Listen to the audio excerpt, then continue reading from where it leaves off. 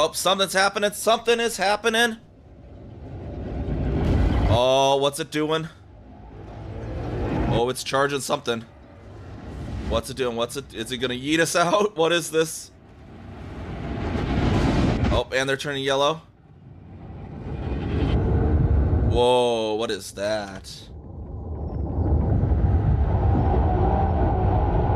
I don't even know if anything's happened to my ship right now. Oh! Ho! Well, we got yeeted somehow. We got yeeted, that's for sure. Oh, we got yeeted. How fast are we going? Oh, we don't even know. 5,000. 5,000 meters per second. My prediction was right. It was gonna yeet us straight out of the cloud. Oh! Clip that. Do a barrel roll.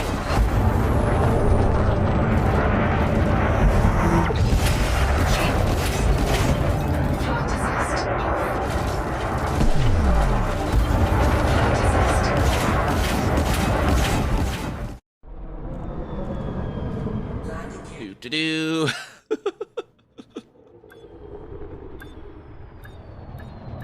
See, we're fine. Plenty of fuel.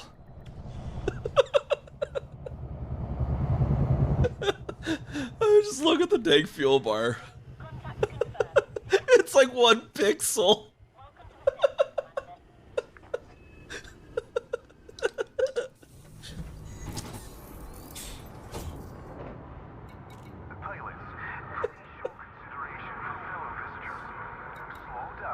No fuel rats today. The music back on.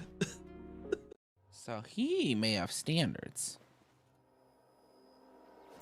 But I'm an actual assassin, and what that means is, see, I take his gun. Got a fight on our hands. How? I took your gun. How do you have your gun? Okay, whatever. You heard nothing, sir.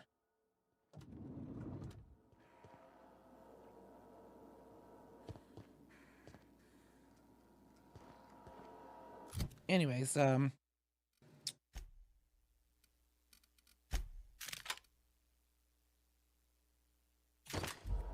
free to have your gun back.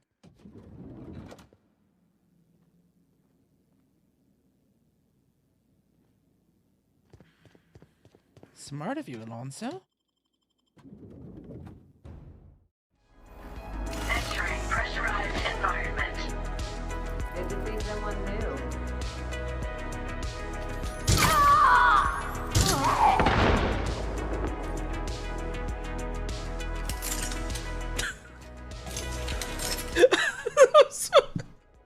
Hello just waves back, and then I'm like,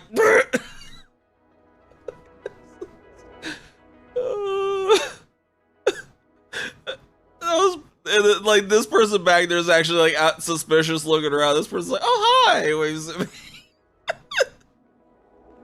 Oh, that was so horrible. Warning. Dangerously low temperature detected. Leaving pressurized. Oh, I need to find another innocent person and like salute them and see what happens.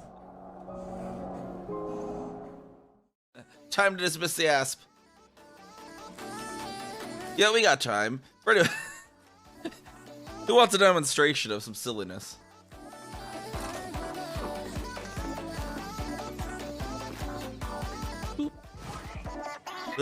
Yeah, we got our passengers sitting here in the pizzeria having dinner. I'm just gonna get out here on the wing. Yeah, and be a nice pizzeria owner and wave to them. Say hi. It's actually not killing me? What is this?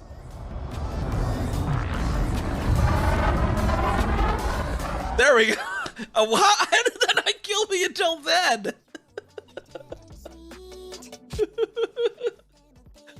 That should have like instantly killed me, not waited that long.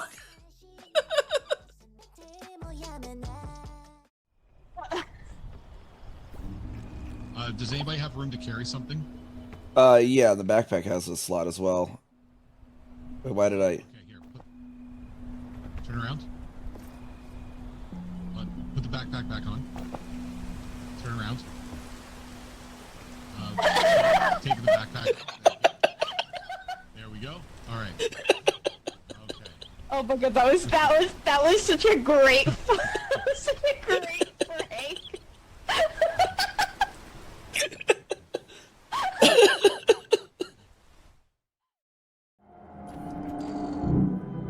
Where is he moving? I don't see him anywhere. Hey there, everyone. How's it going today? How's it going today? Welcome on in. That was an adventure and a half for me. We're only on the Twitch side today. There's something weird going on with the relay, so I can't do the multi-stream. And then I had an adventure trying to start the normal method of streaming to Twitch. Because basically,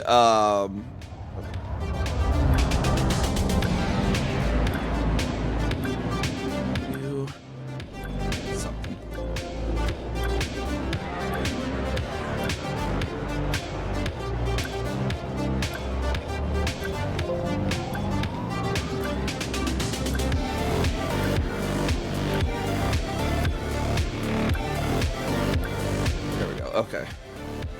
So the interface. So yeah, no. So basically, I hadn't. I've been streaming through the relay since I've had the IRL toolkit since I built the new computer, and so I just had the old OBS profile from the old computer, which had 2 graphics cards, and I usually encode it on the second. And so OBS Quack was still set to render to the second graphics card Quack, and so I hit start stream. It's like, oh, invalid CUDA device Quack. And I'm like, shit. Because if you don't have 2 graphics cards, that setting doesn't even show up in OBS, but you have to change that setting to fix that error. Quack. So I had to export the profile, go in, manually change it in the profile .ini thing, re-import the profile, and then I go and I'm trying to start stream, and it's like I'm sitting here like, hey, when's stream starting? Yeah, I'm in the pre-start stream. It's like, okay, when's it gonna start, Quack? When's it gonna start? Why is it not starting, Quack? And like multiple times, like, why is it not starting? What's going on? And they're like, ah, shit, it's in the bandwidth test mode. Quack. It's. But yeah, the freaking it was still set up to run a second GPU, just the profile. And it's like, but you don't have to. It's like, okay, let me fix that. No, you don't have to. You don't get to see that option, but you need to fix that option. Quack. It's like, god damn it.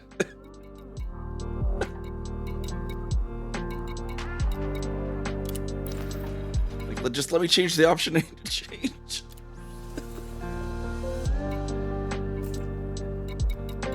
All right, well, we got the election in this system now. So Quack, let's go back. We'll get some exploration data we could turn in the first day of the election, Quack. And there was that other day that we went and we saw the Stratum Tectonicus, Quack, and we weren't able to go down and do it because I didn't have the detailed surface scanner that day, Quack. So let's go get that, Quack. Make sure I actually have it here today, Quack. And I guess we could put in an SRV bay, Quack, for now. Quack. Might as well just go get some random. Do I already have an SRV in there? Quack, I do. Good. Okay, two scorpions, though, apparently. Can I change one of those to a scarab, Quack, on my carrier? Or is it... Okay, cool. It'll let me. Quack.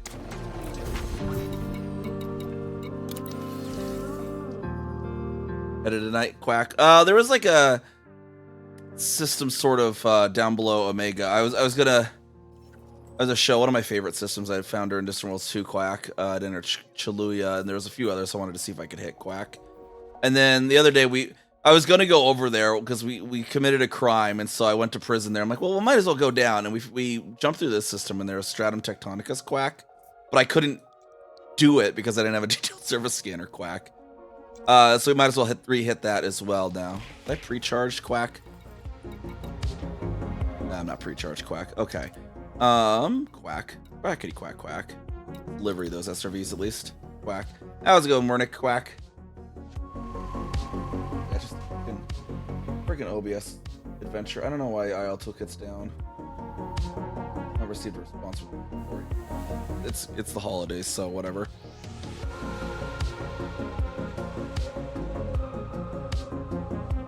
I just so quote unquote love Quack. A very, very sarcastic love Quack that you can't change the dual GPU encoding option in OBS if you don't have dual GPUs, but it'll still honor the setting even if you don't, and it'll error out because of it, Quack. But it won't let you fix it, Quack. It's like, God damn it.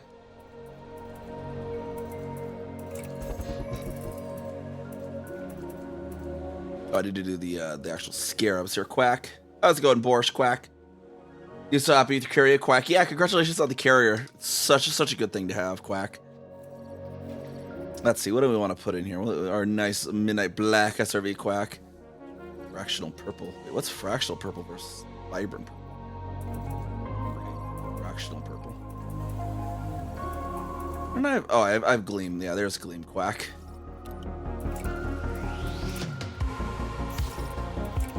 If we're going to gleam, let's just go white. There we go, Quack.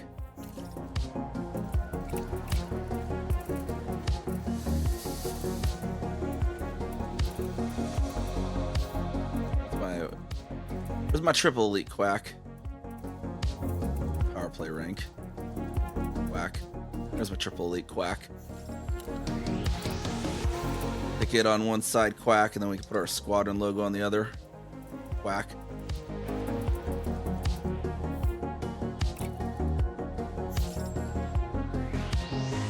Need to add the Anaconda to the trash redeem, Quack? I mean, I guess it's kind of outpaced by Caspian now, isn't it, Quack?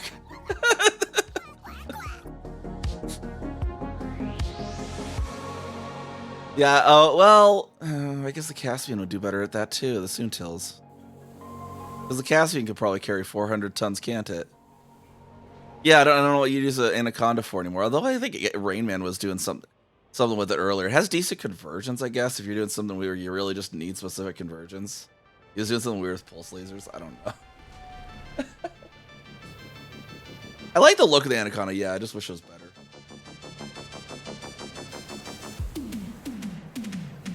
Yeah. For uninjured, like if you're just like a quick whipped up alt that you need to spare like BGS alt or something, you don't need to unlock all the engineers.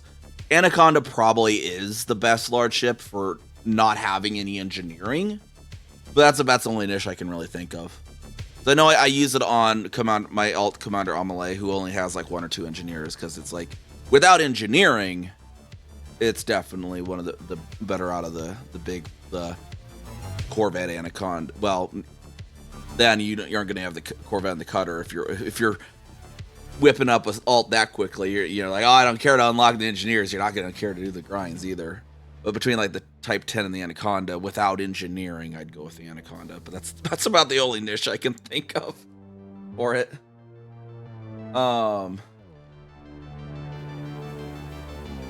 Yeah, he's going for hits per second. Yeah. I don't know exactly. I just popped in for a second.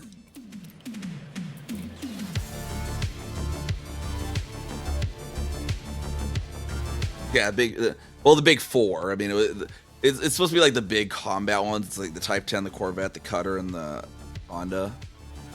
But yeah, like apparently the Caspian does fairly decent.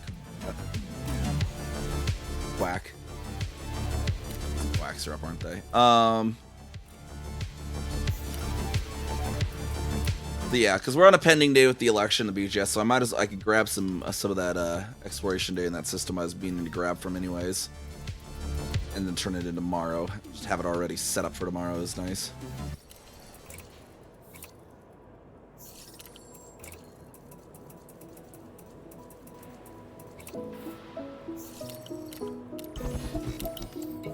Even if it's minimal. Oh, geez, that's right. Okay, this was probably a bad idea. Stick a SRV bay in this ship. This was not intended to have anything added to it. I guess to be fair, it does not need to run that until I'm on the surface.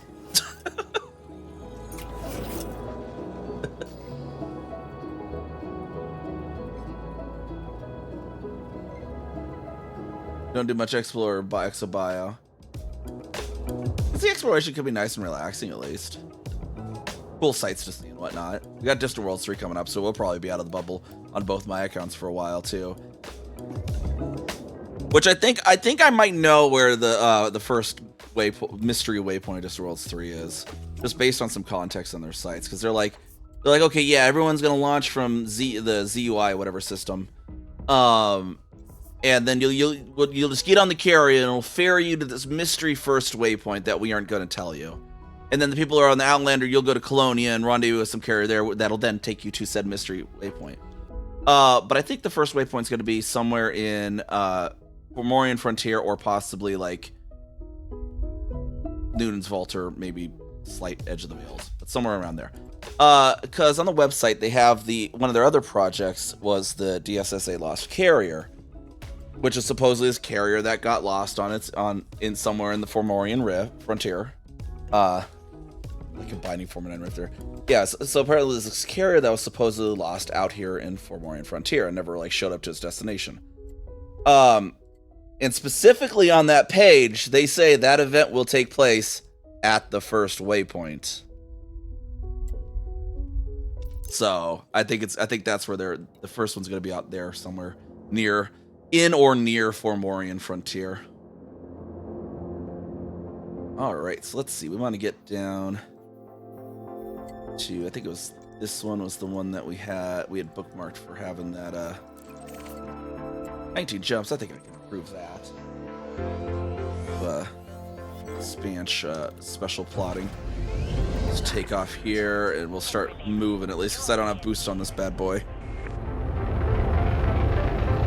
But I wanted to try some of its advanced jumping down there. So let's see, I need to get the build real quick.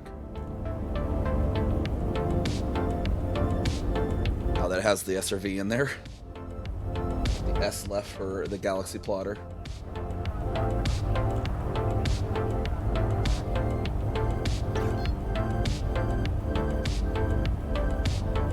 Leaving from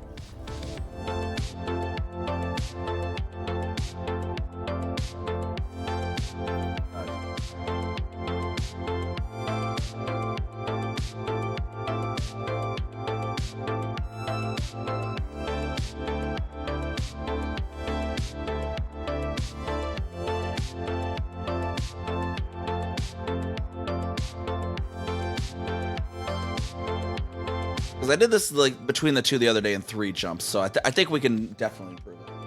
6 jumps, yeah, definitely an improvement.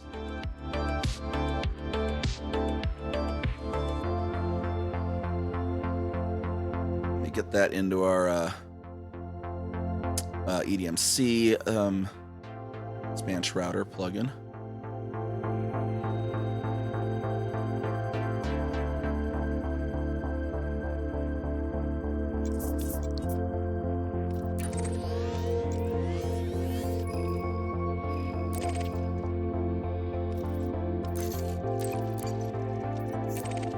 There we go. Now I'll head over there first.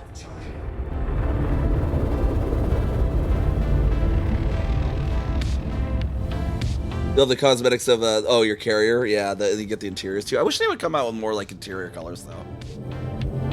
They never released more interior colors. That'd be I would definitely pay ARX for a cool new interior color, like white with gold accents, to be all imperial and stuff,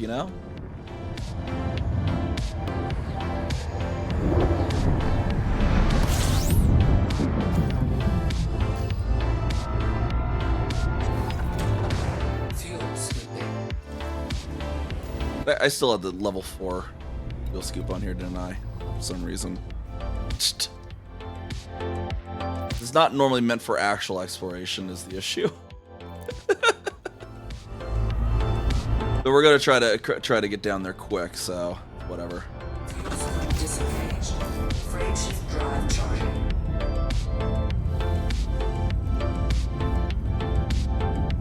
This thing's normally for just doing the one jump thing, but we'll deal with it today. With a 4A fuel scoop, because that's all that it can power.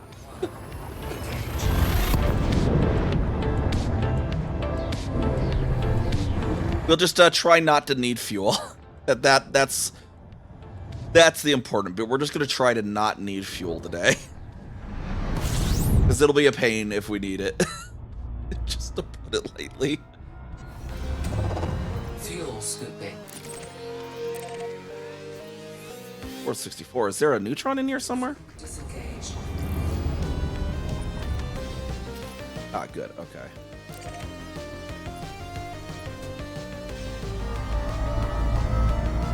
I've seen the light today. Oh, the carriers, or just because of that thing. Fuel scoop disengaged.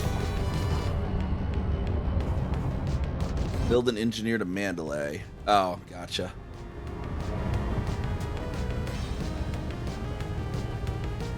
What do you mean? But what's wrong with the Corsair? I got rid of. I stopped using my Mandalay when the Corsair came out.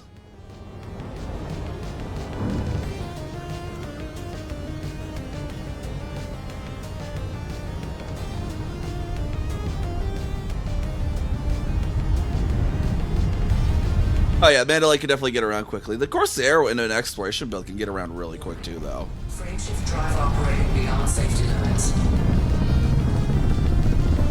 Frameshift. That's what I have my Corsair as an exploration build, and it could get pretty good jump ranges still.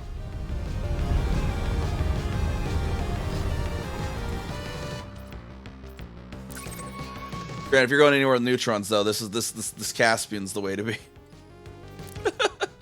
Frameshift drive charging. You just need to get somewhere, and you don't need I guess you can care about what you're carrying if you just want to get there fast, you know. 3,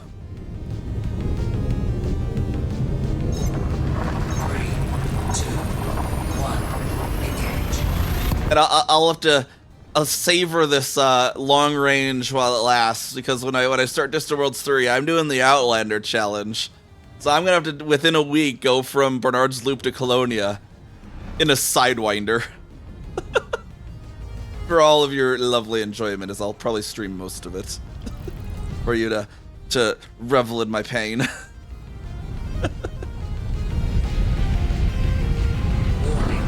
Frameshift drive operating beyond safety limits. And Distant World 3 starts right on my affiliate anniversary too, so I might have like a slog affiliate anniversary stream just going to Colonia.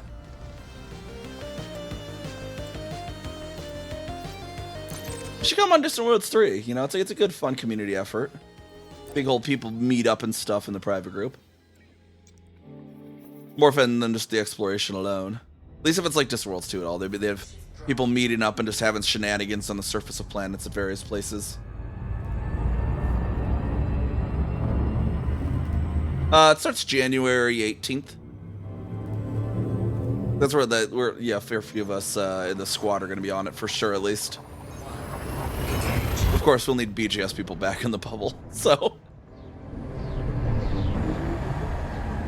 might be fun to at least, even if you don't go on it, they have their mass jump. You can probably even attend and stuff. Yeah, and you can get a taste of it, and if you don't like it, I'm sure we can arrange ferrying you back to the bubble wherever the hell they are, in some manner. Just load up the squad carrier with emergency shit ton of tritium and rescue you.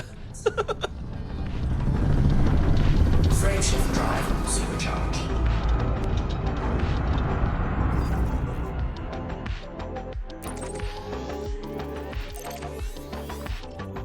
Frameshift drive charging. I don't know. I kind of like some of the relaxing aspects too. You get kind of some of the more active, fun, engaged stuff like the combat and whatnot.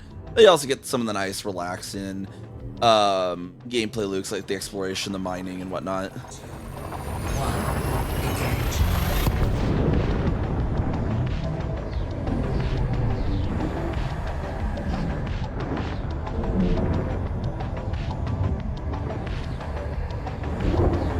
Yeah, multiplayer stuff definitely. I mean, I'm always down to fly with you as well. I mean, I guess what problem with that is I'm not in the bubble right now.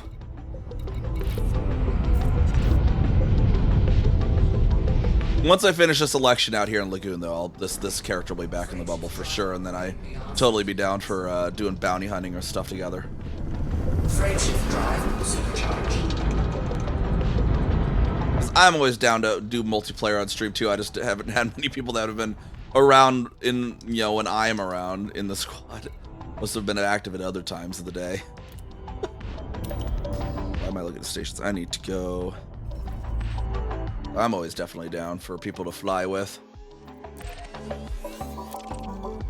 Frameshift drive charging. Alright, yeah, here's the system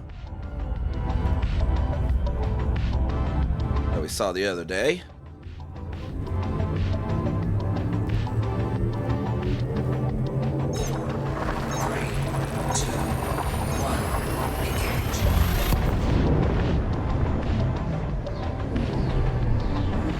Colonization station building, yeah, okay. Yeah, I've been doing a lot of the colonization too, because it's kind of fun having your own stuff in the game. And it's definitely a little bit complicated to plan your first system too, so I can definitely help planning with that. Laying it all out on like Raven Colonial is good. An idea of what it'll do. Help you find your first system, of course.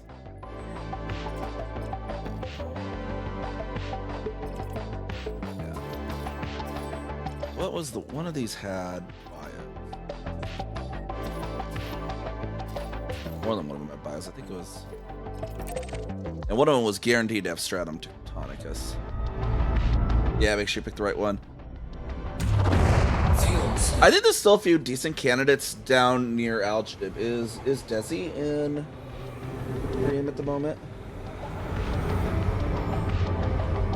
Fuel field disengaged.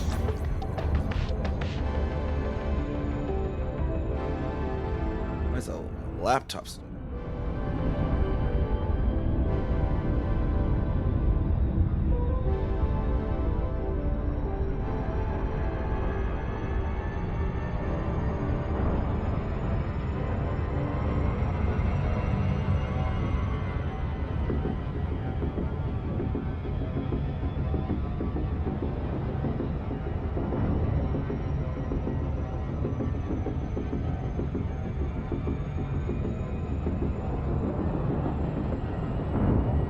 Yeah, they might be just stars though, or you know, or not have very many good bodies.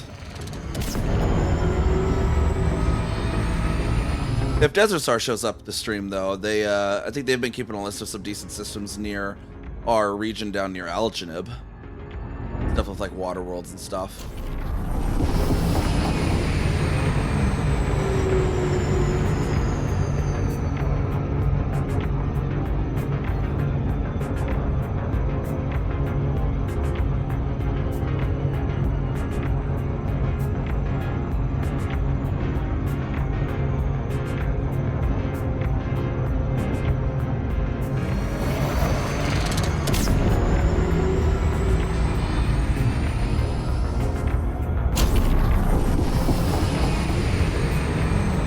The factions work. Make a squadron. Does a faction get created for that squadron? No, the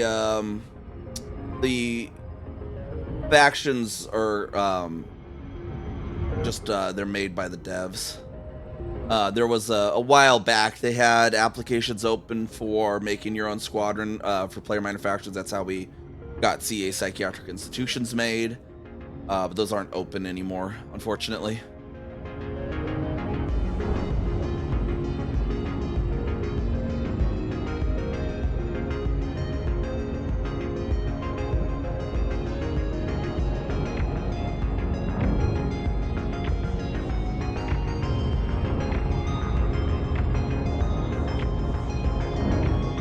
On this, check out what's on this planet here.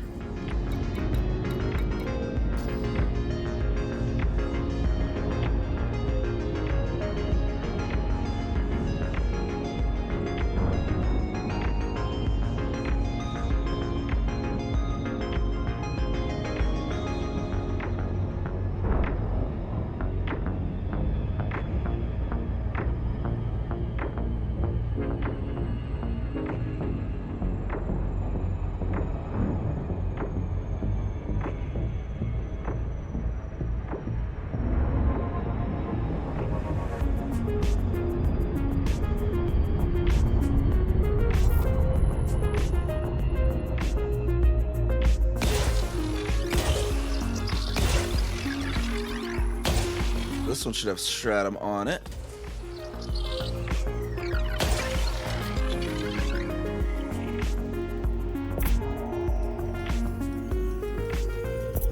We have to get it all probed there. Surface scanned by 50%. Body Surface D3. scan complete. Sulfur dioxide atmosphere. Now we just need to find a place to land with the stratum. May host a new personal codex entry and has I realized something about the way the data is stored in the game. Oh. Like how the game itself stores data, or something about how the Lord stores data?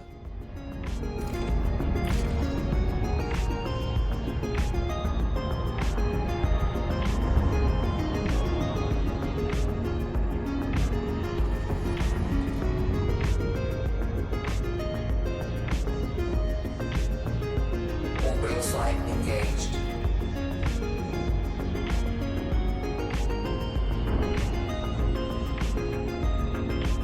Remember, when you input text in the game, it gets auto-capitalized. The data is actually stored in the format you inputted. Yes. Yeah, it's kind of weird. And then your commander name, like if you have an older commander, but like the new commanders are created in all caps no matter what you do for some annoying reason. So I had to like, for my commander, I had to specific, for Neve Kaminari, I had to like actually message support. I'm like, can you like not have it be all caps, please? So I'm not like yelling my name at everyone in local system chat. But yeah, the font they have, like for the decals and stuff's all caps. But like the journals will still be lowercase. It's kind of weird. On the decals, no, I think there's always the all caps. The only place it really does anything is in the journal file, so it shows up on like Inara and stuff with the capitalization you intend, but like in game it's just all caps.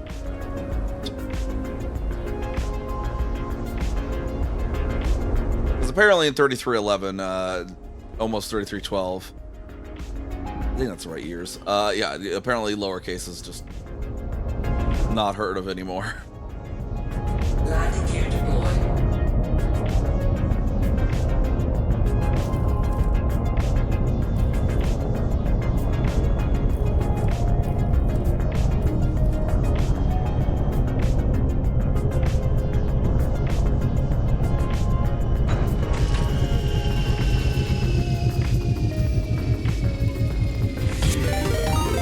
Vehicle hanger. Turn this on and our life support will go away. Oh, cool, because our thrusters are off now. Yeah, there we go. And Queen of Lasers with the raid. How's it going? How's it going? Hopefully everything's going well, and hopefully no issues for the stream quality or anything. I'm streaming directly to the Twitch today. Welcome on in, everyone. I'm Neve Kaminari, doing some exploration today. Return to a system we came across the other day when we didn't have scanners. So coming back to actually get the stratum here. Planet killed you 4 times. We showed us what the planet do to you.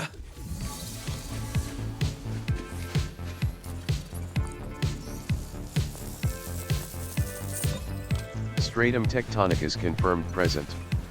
Base value not the planet very hard. Okay. Minimum sample distance 500 Nice. meters. 2.2 G and crash making Partial sample. deliveries 4 times. Oof. Yeah, you gotta be really careful when it's a like high G.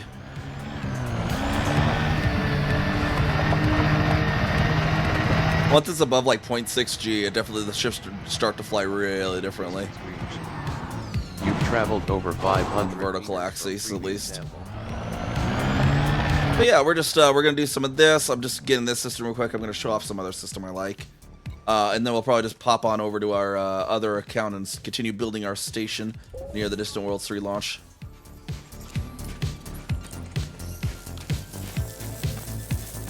Again, this thing all the way Partial around, Sample collected. all the way around.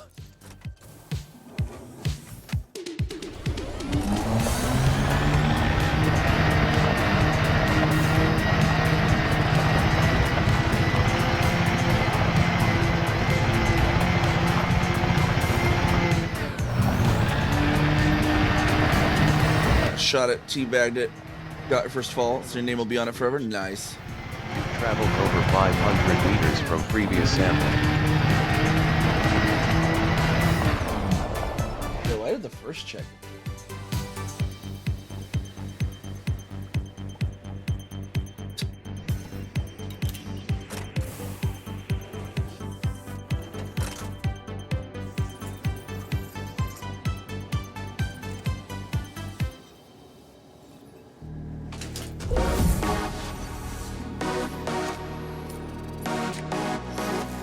Why have I bought like a reacted your first chat so late? Sample collection complete.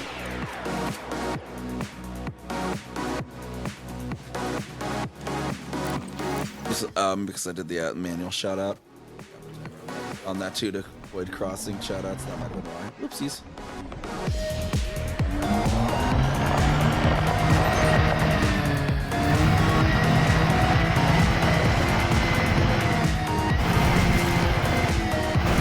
Barrel rolls. Wait, what was it? 2.2 G barrel rolls and eyebrows don't mix well.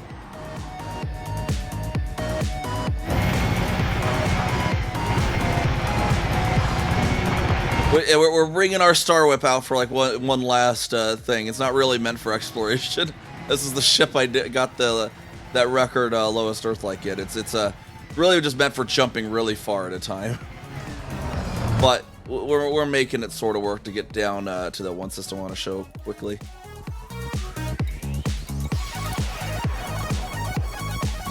Normally my main exploration ship's a Corsair.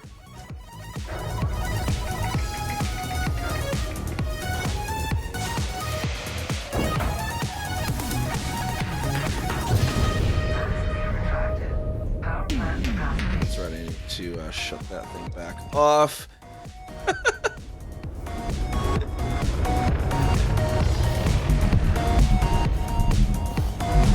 Yeah, this was really, it was meant to literally just, it didn't normally have the SRV hanger. It was just meant to be the maximum possible jump range Caspian build, and I just kind of was like, well, I'll just slap an SRV hanger on there to get to this place real quick and back. But yeah, normally I had like no shields, no SRV hanger, like no nothing, but just jump range.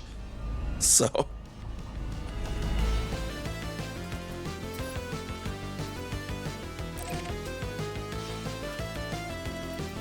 But we wanted to get over here super quick, and there was neutrons, so it's like, okay, yeah, whatever. Yeah, basically stripped down to everything. We acid washed the whole. We threw out the kitchen sink and the baby with it. The whole shebang is just gone. You might think there's windows here, but there's not. We threw those out too.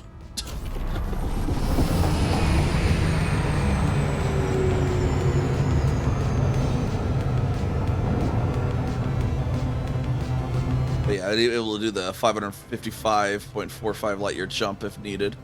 It has only the 4A fuel scoop too, which is the funny part on this too. It's like, because that's all you could fit with the power budget. You're stripping that far down. But we should be able to get to our destination and back to Lagoon Nebula before we need fuel. Today we're just gonna go down to our destination. I'll just off stream back to them at some point. Slow down a bit, ship.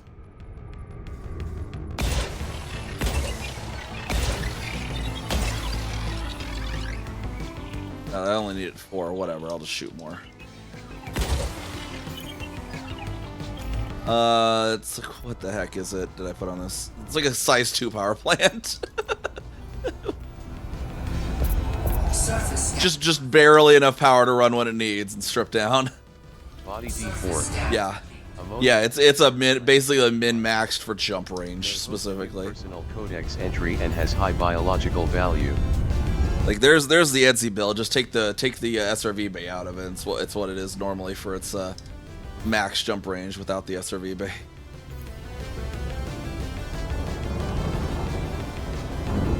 The geometric, yeah, pretty much. There's literally just enough power, so I have to, like, when I leave the planet, I have to turn off the SRV bay because it's not intended to have one.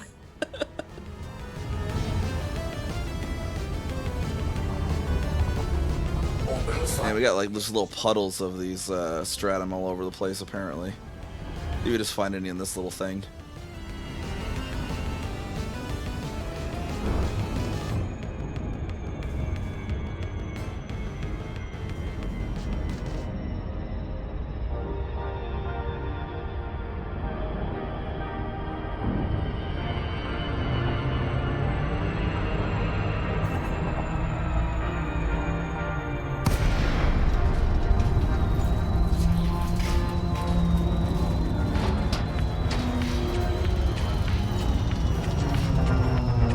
Metro, what a car. Was the Metro the car or the SUV? I thought the Metro was the... Was that their little SUV or was that their car?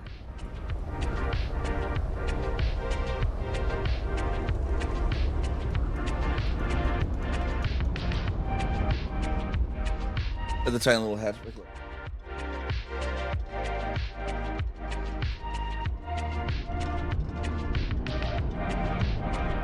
Okay, yeah, it was the Suzuki Cultus. Okay. I don't know why they didn't sell it as a Suzuki in America, because Suzuki still sold cars in America at that time. So I don't know why they didn't just sell it as the Suzuki that it literally was.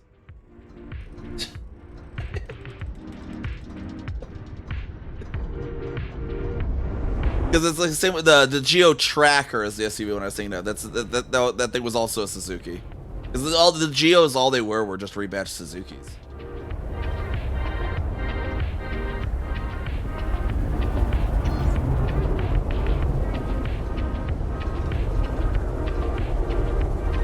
Definitely sidekicks in the US somewhere. Yeah, probably rebadges the Suzuki as a Geo somewhere. Probably.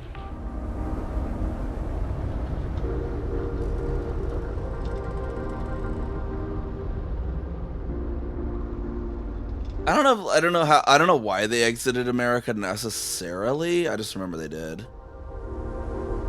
I think they exited cars because I think they still sell bikes Landing gear deployed. in America.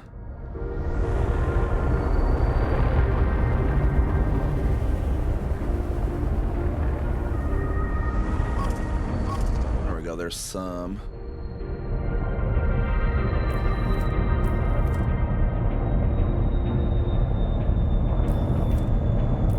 Yeah, that like the late 90s, early 2000s was such a weird time for like badging, because yeah, like, because I wonder, you know, knowing Suzuki, they probably did actually sell the Tracker as the Suzuki version too. I know they sold it also as the Chevrolet Tracker and the Geo Tracker. They're like, we'll just sell it in multiple brands. That'll make more sales. And they're like Mitsubishi did the same thing with the Eagle Talon. They're like, oh yeah, we'll just also sell it as another brand. Nobody'll know.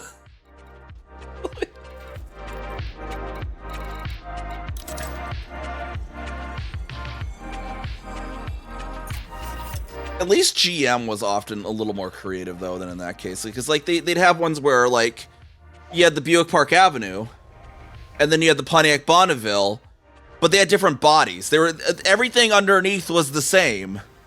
They had a different body though.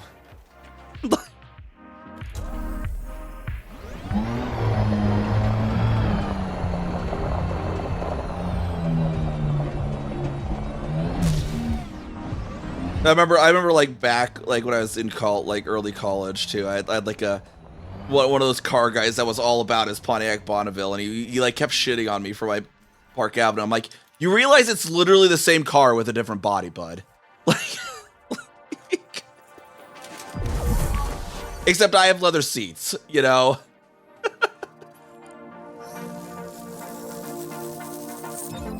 Stratum Tectonicus. Like I have the same engine, I have the same suspension. Value 19.01. Whole thing. Minimum sample distance 500 meters. First partial sample collected.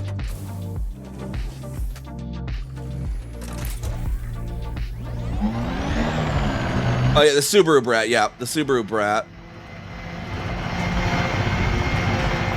I don't know if Suzuki, I don't think had any Brat style thing. I think that's pretty much a Subaru thing. Minimum distance reached. You've traveled over 500 meters from previous sample. Now I'm here. I've driven a Subaru for the past almost 2 years now, and I have still resisted the urge to get a vape. Apparently, that's a Subaru driver stereotype.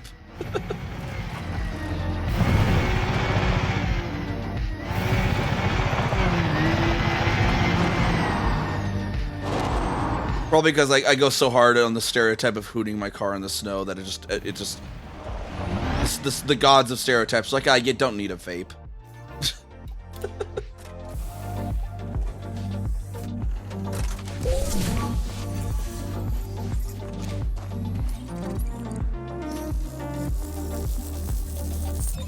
Second partial sample collected.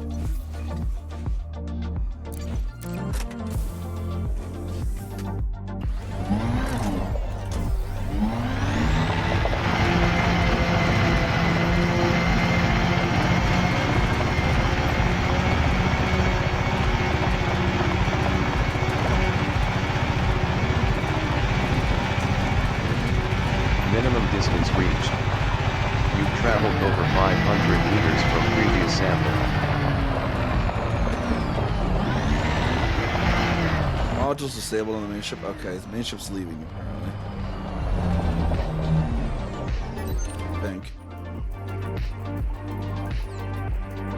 Okay, the main ship. My ship is drilling through the ground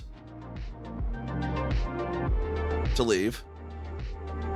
That's a thing that's happening.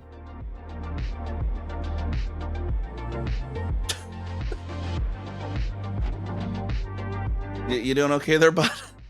You finding anything down there?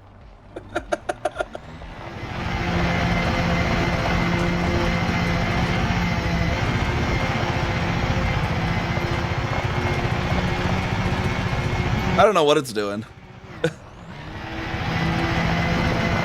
I'm surprised it's still an instance, though.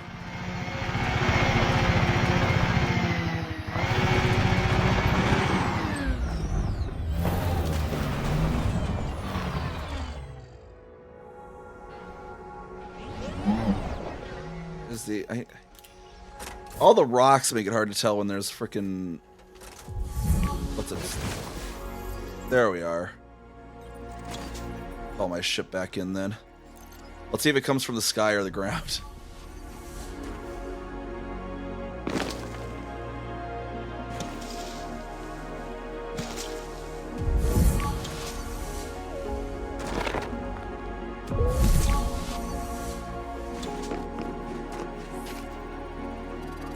Very green screen here. What if I green screen? Like right now. What if I went and I green screen? Which mouse? What if I went in here? I went here and I was like, filters. And I was like, filters. I hope that ship is landing safely. And I'm like, chroma key.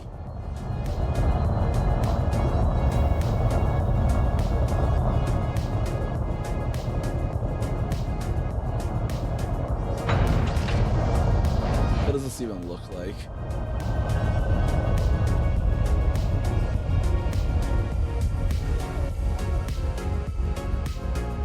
Definitely looks interesting. You see like the background, the normal like game capture purple background back there because it's the normal one. I have the game capture off. Where is it?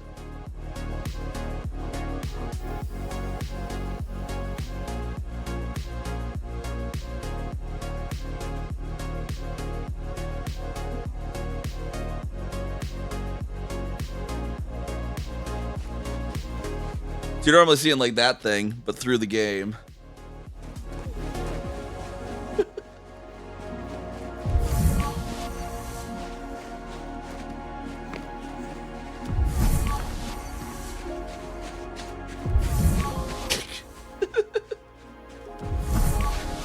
Like it's the Neve Kami pulsing device, right? It's like a pulse of my logo. Okay, enough of that.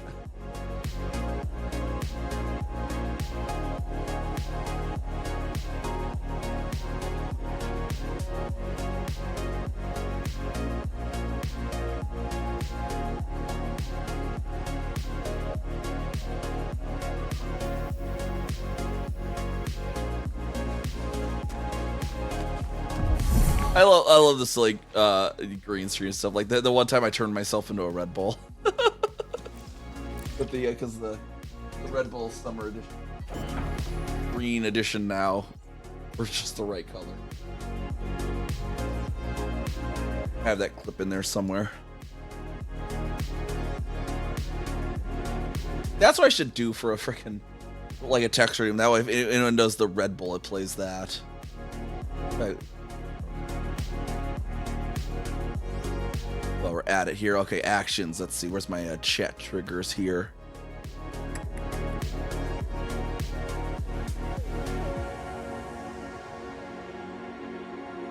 Yeah, screw the SRV. Let's see. Oh, that'd probably be a lot more to. I'll just remind myself to do that off stream.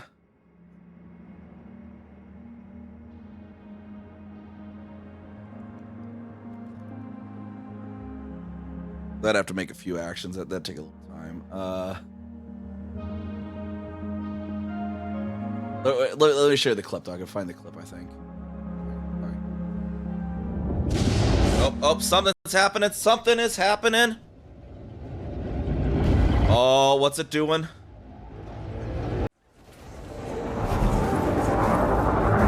a barrel roll. So he may have stand. So now we're coming to Odyssey. Get some. Oh no. You're doing. We'll see about dismissing our ship. Tumbling out of my ass. Okay, fine. Pleasure, I'm sure. One, engage. Or is this? Fluster Neve too. Oh. Oh god. Hey, y'all, look at this. I became a Red Bull. I got some wings for you if you want some. We also have our nutritional facts here. And since it's summertime, of course, we are the summer edition. Oh,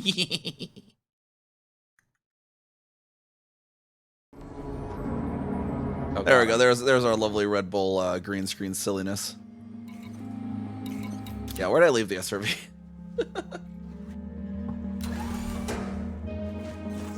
Ah, over there. Okay.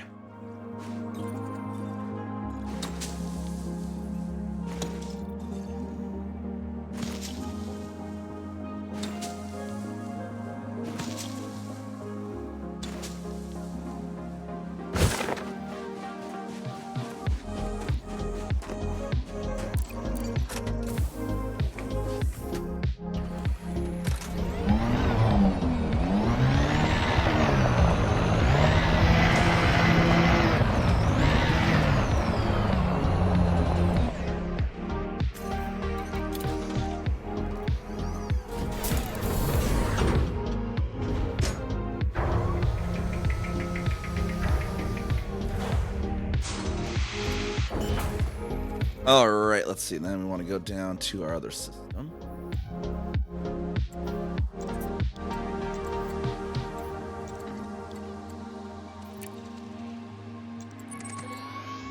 Plotting it.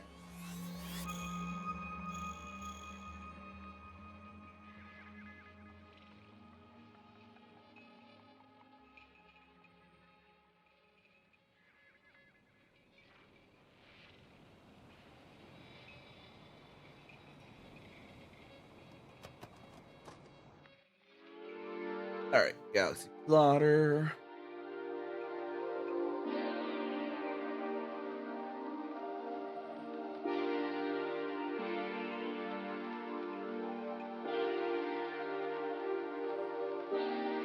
Down again here.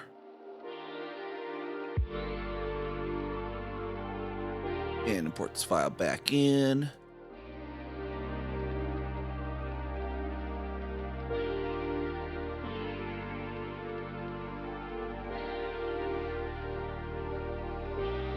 I cannot get that white text, and one that I can wait. What are you referring to? Which white text? Like these ones?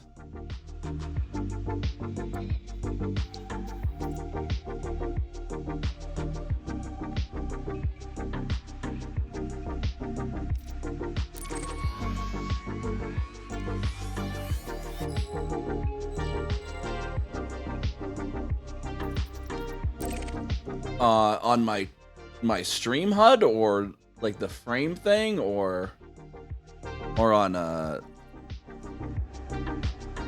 somewhere else, like in the map, or on the on this white text.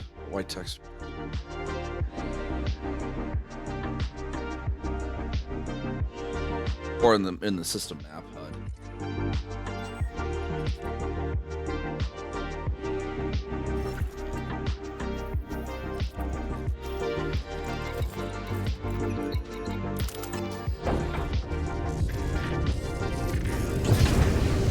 Landing gear retracted.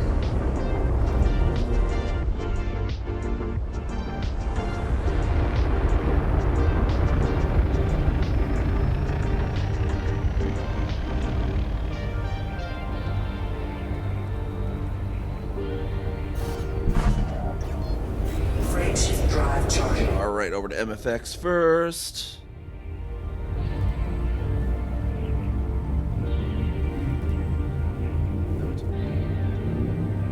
I mean, I'm not using any special, like, I'm not using like the what is the ED HUD color thing. I'm just using the default colors.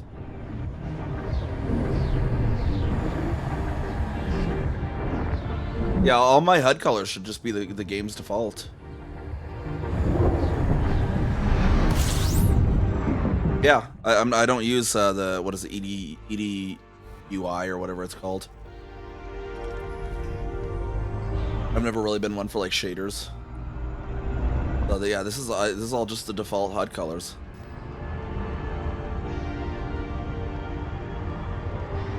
You might have some like text anti-aliasing settings maybe in your graphics.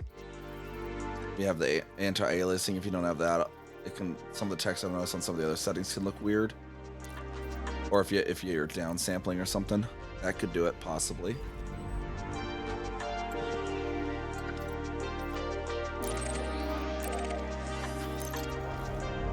Let's see if there's anything worth discovering here. Got three suns, I think. Any other bodies that anyone maybe didn't discover? Oh, we got something. Somebody didn't actually discover before.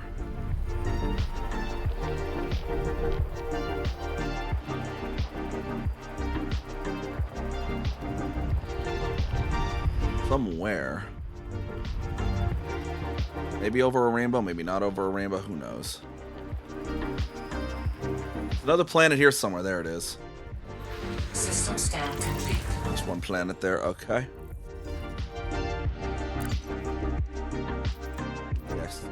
Next there. Frameshift drive charging. We're going to Chiluya SXT, which is an old system I found during Distant Worlds 2, and I think there's just a really scenic landing spot on it that I love.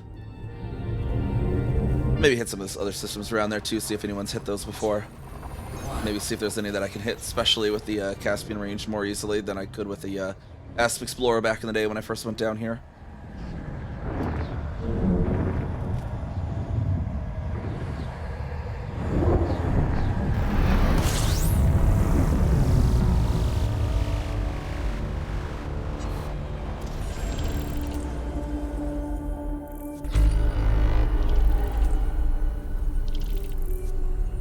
Bodies. Let's see if someone actually did them all. Although, biological no footfall. These then.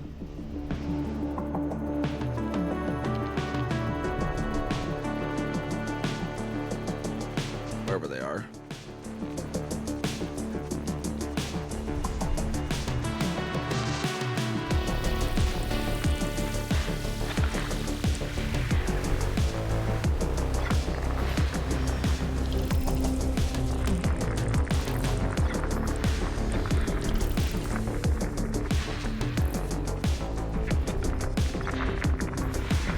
Yeah, that's what maybe the anti-aliasing. I think I had anti-aliasing turn itself off once, and I was like, "Oh my god, the font!" I specifically remember the font looking extra horrible without anti-aliasing. Body sees Or it was one of the other anti-aliasings or something. atmospheric landable with live. May host a new personal codex System entry. scan complete.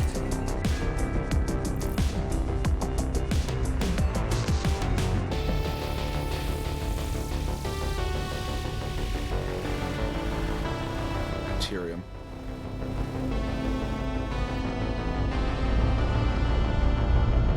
Charge up on our cone here then. Warning. Frameshift drive operating beyond safety limits. Frameshift drive supercharged.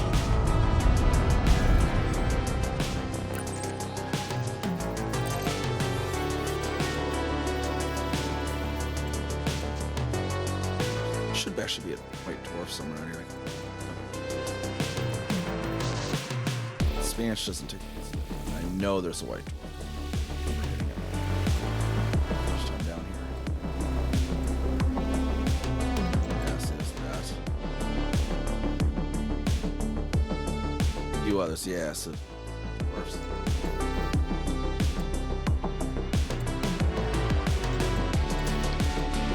Oh, that is a white dwarf. Oh, that's sending me. That actually take.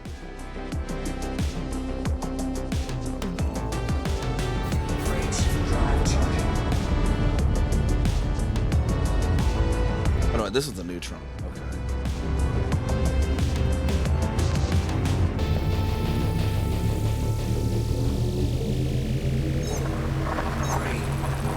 Wait, what's nice and smooth? What'd I do? What'd I do? I'm sorry. I'm innocent. Don't blame me. Oh, the neutron boost. Okay.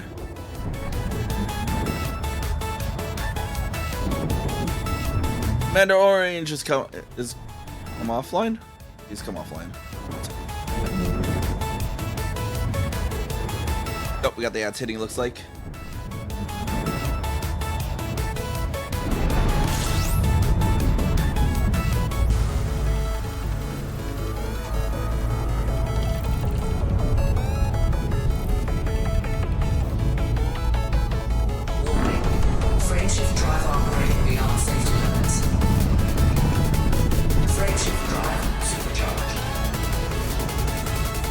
Alright. And next is Lilia Aki.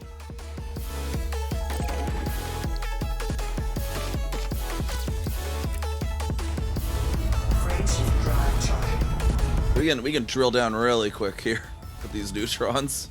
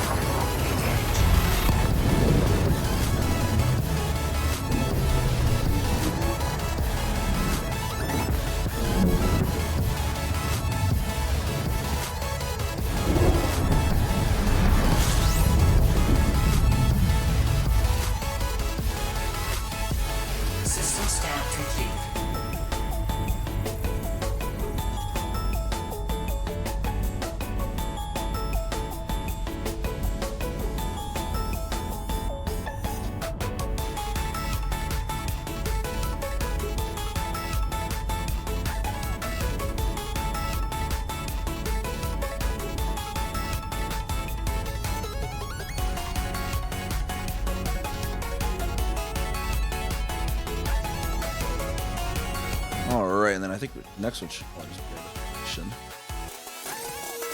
Okay.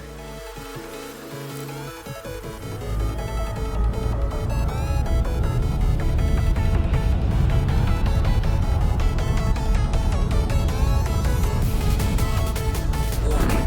Frameshift drive operating beyond safety limits. Warning. Frameshift drive operating beyond safety limits. Frameshift drive supercharged. Frameshift drive charging. Right over to SXT then.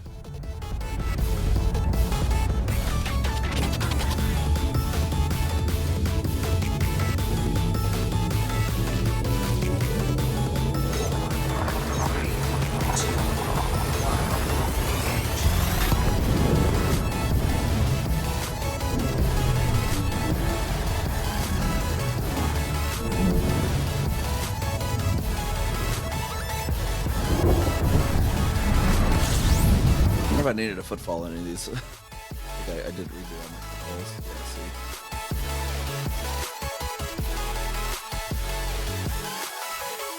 I like this system because it's a planet. It's a ringed landable.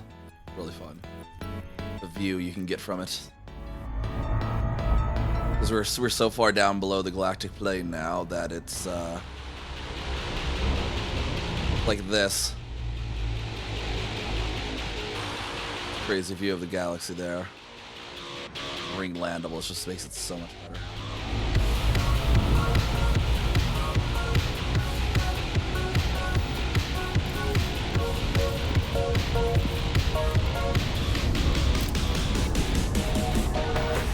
If I can get out with one of those.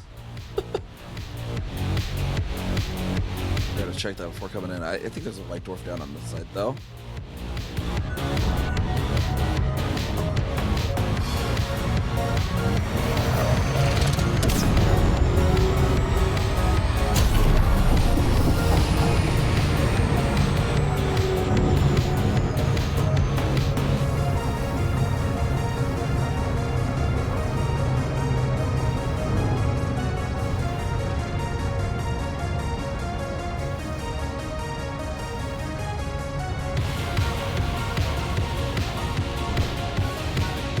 No bios, I don't think that were on this thing. I just really get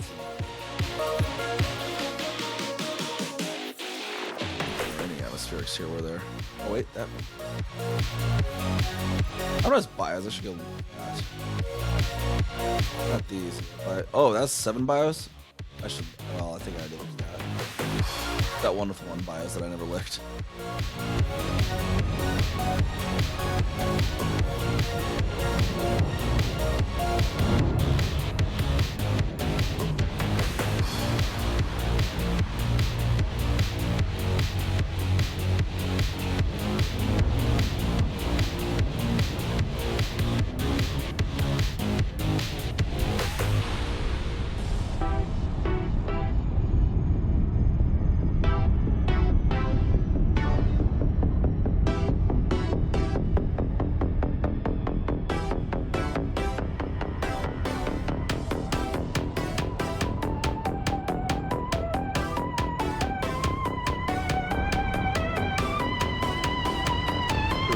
For a nice view. Fireplace dash from it, yeah. Definitely a little bit of a different one with the bobble being on the fire itself.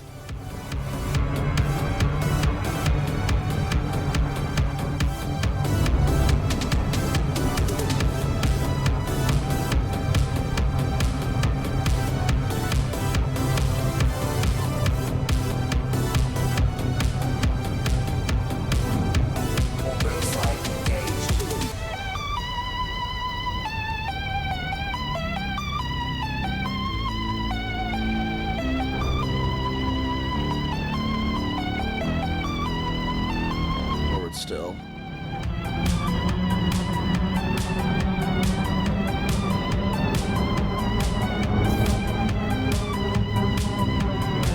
Mountain Valley, perhaps.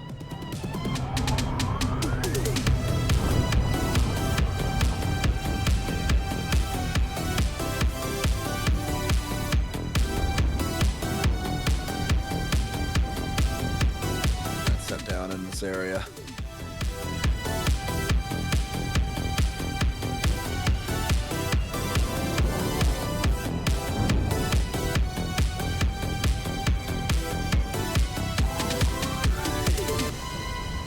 Rings poking out over the horizon with the galaxy over there. I just love the view down here. No, there's probably a lot of places with the view down there, but this is the first system I got to that had such kind of a crazy view. But it was during Distant Worlds 2. But it holds a special place.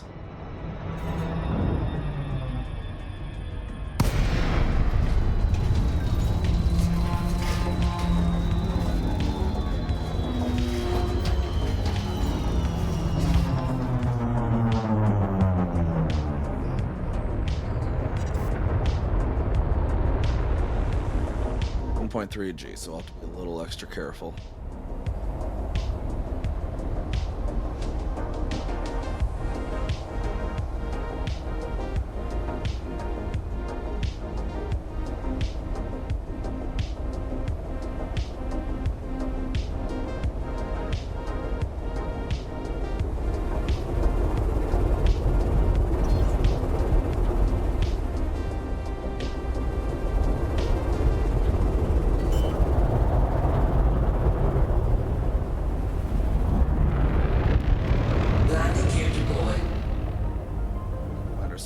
fairly smooth spot somewhere.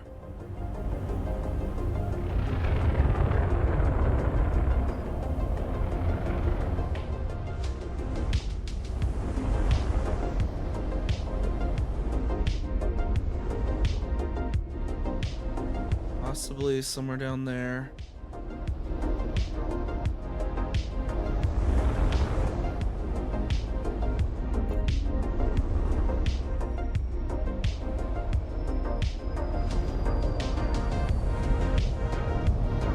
Had me a blue dot for a second there.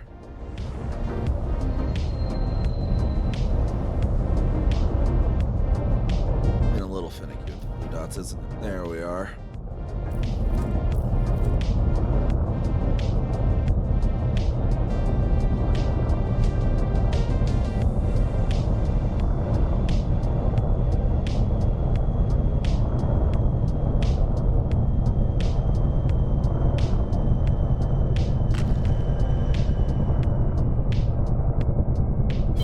Flight assist off. Flight No, it assist doesn't like that apparently. It did not like that location after all. We had something. We had something. There it is.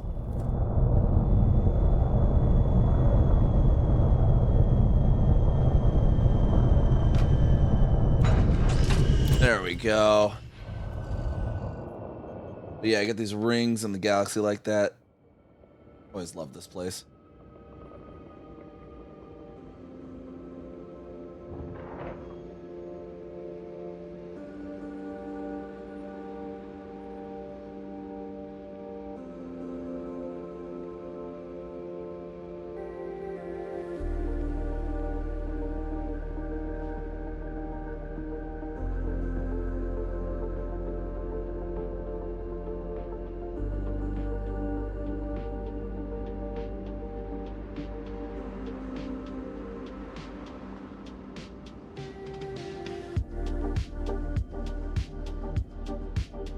Alright, let's see. To any of our other systems around down here.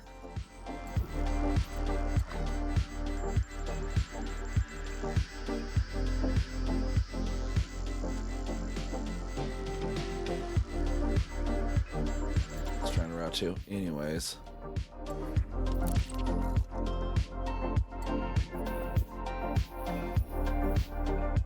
Hold on, what is flashing? What the heck was that about? What is that doing? What is it doing? I don't even know.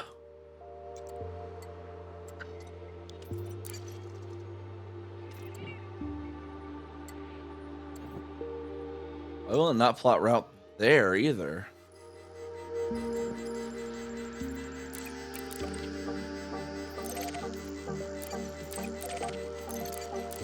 Plotters have any aneurysm? That's weird.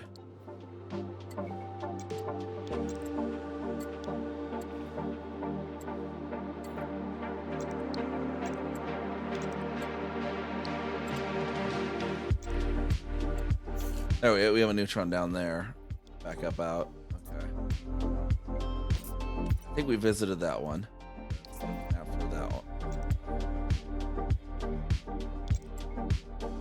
That's one. Getting from that to those, I don't know. Oh, that's right. This is like the first catalog star that I got for Discovery 2 down over here.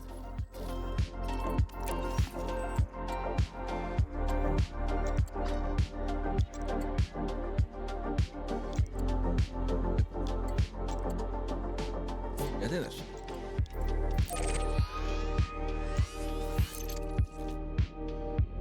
Alright, let's head over that way then. landing gear retracted. I just love the scenery in this too, because you just like look up and you have like, you'd see like all of the, I mean, it's without the planets rotated now, but you usually can see like all the different nebula up there. You got like Omega straight up there. That one might actually be Lagoon there.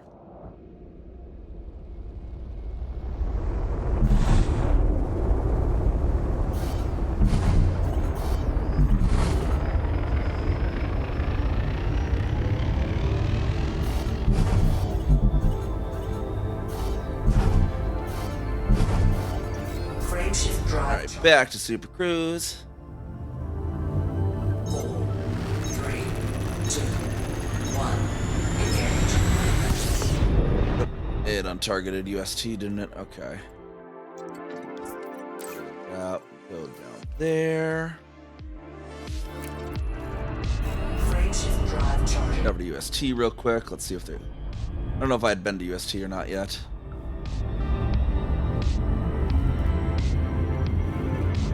Looks like a huge ice ball planet too. 3, 2, 1. Engage.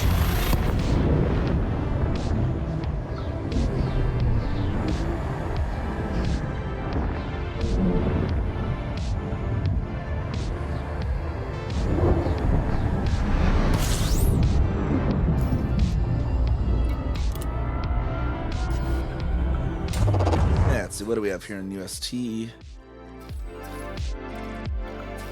I've discovered them, but I guess I didn't footfall them.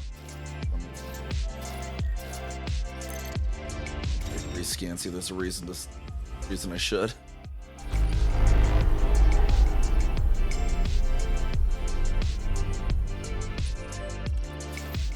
High metal.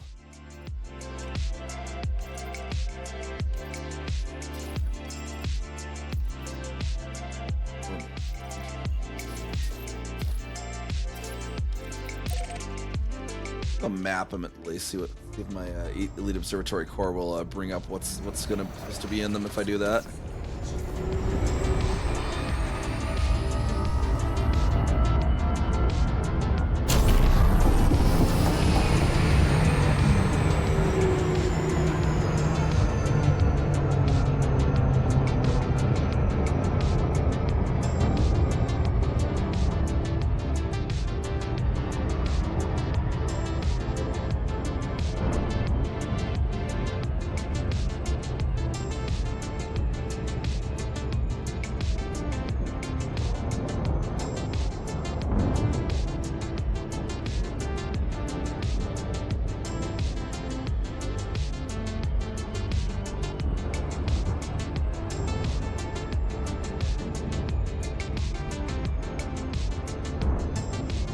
Try to get a hint of what's actually on these.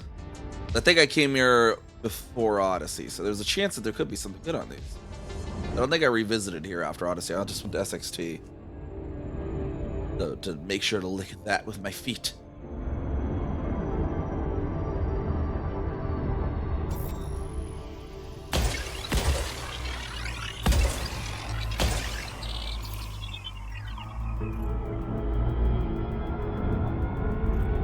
This sounds like it could be Strata if it's high metal.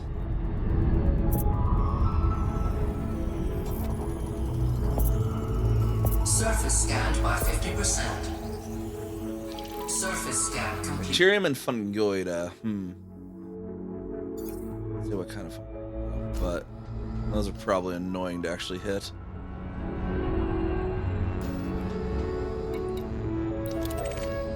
Five, the other one. 2.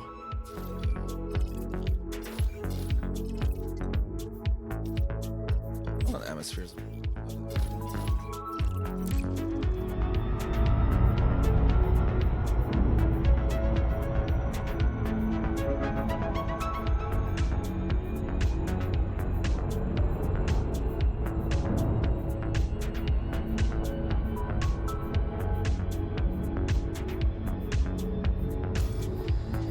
As we go down, see what kind of ammonia or a fungoida it is on this ammonia planet. If it's gonna be in rough terrain or if it's like stabby bits, which is like not in rough terrains at least. I think stabby bits, fungoida stabby bits. Fungoida, right?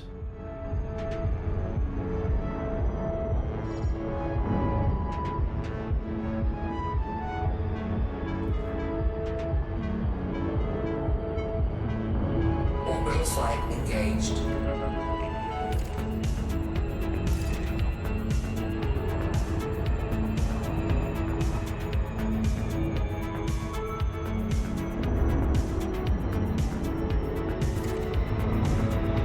Looks like it's fairly smooth terrain where it's saying it is.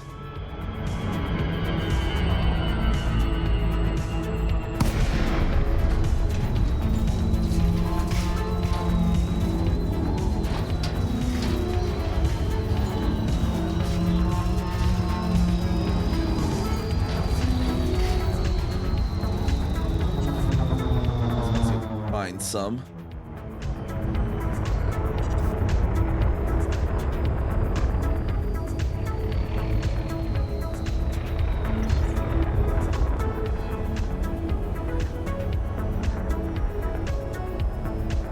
I've got some rocks. It's really big rocks around.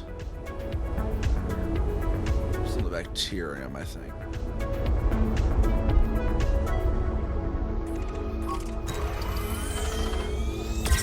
Bacterium alcywonium confirmed present. Base value 1.66 million, minimum sample distance 500 meters.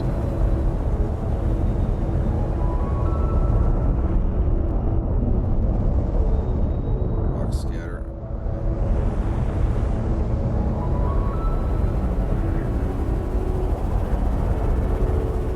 I don't know if I see any fungoida around though. Might be the type that responds in rough terrain.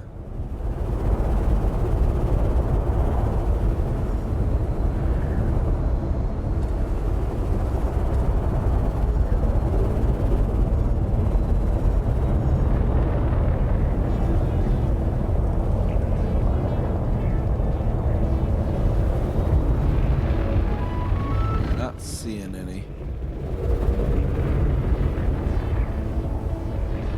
For some reason obs core, because I already scanned it. Mapping apparently isn't letting it tell me what else there is.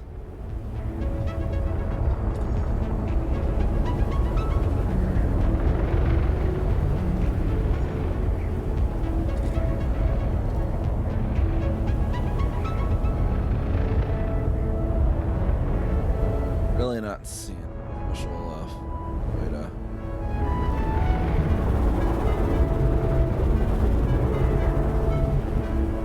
Alright, well, we can continue on to the neutron.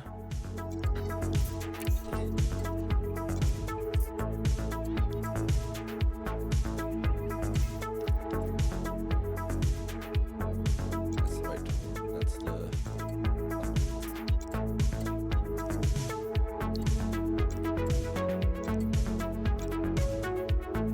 Another white dwarf over there.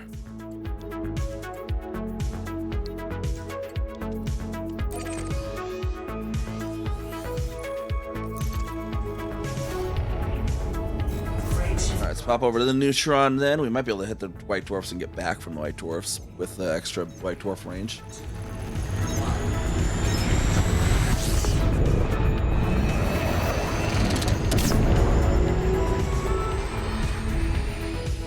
Oh, I forgot I was just targeting.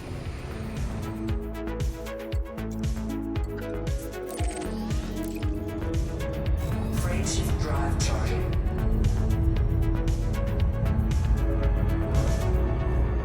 Right on over there.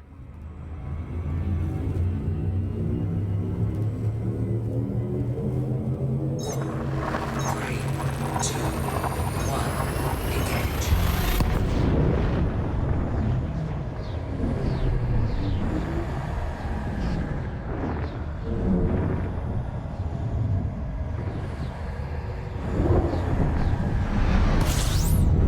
Ourselves a nice charge, and we got a fuel scoopable there just in case we ever need it. Thankfully, there's a really big tank on the Caspian, so I don't have to worry about dealing with the full size 4 fuel scoop. Safety limits.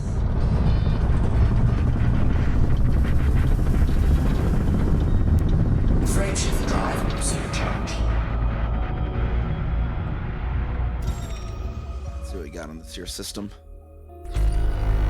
Just the bodies, okay. But we can then ENTs 132 should be within our.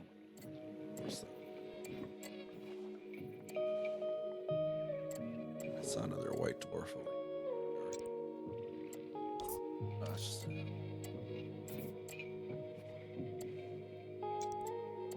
That's a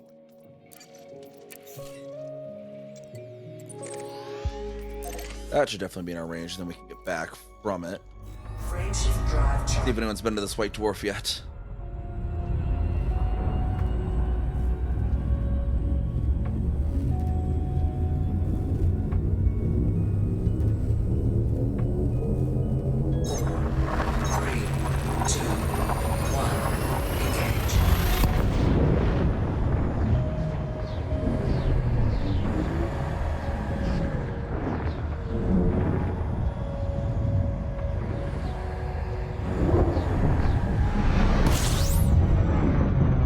recharge while we're here first.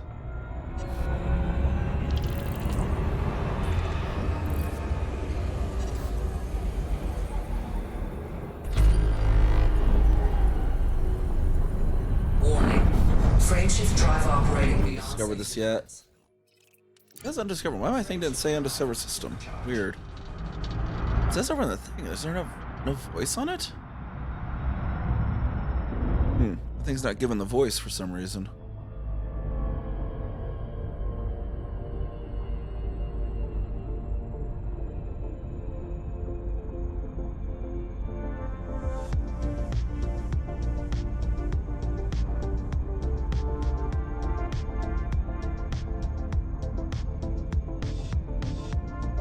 This is your current text-to-speech volume.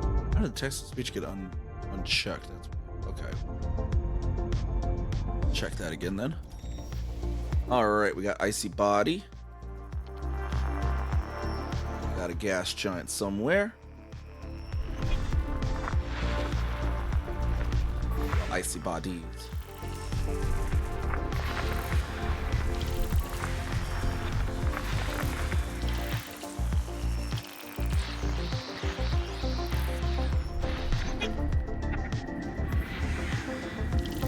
Very white gas giant.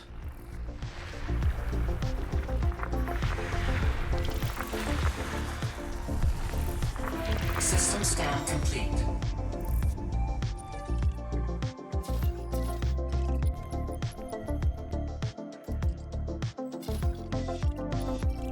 That is the freaking whitest gas giant I've ever seen.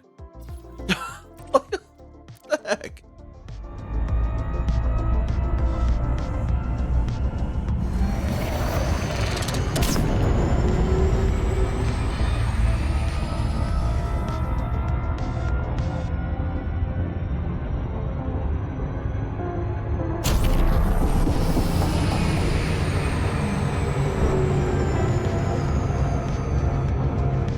This is like the system with no color. Like, it's just... Okay, I guess this one's pink. Like, they're all just, like, blindingly white, though.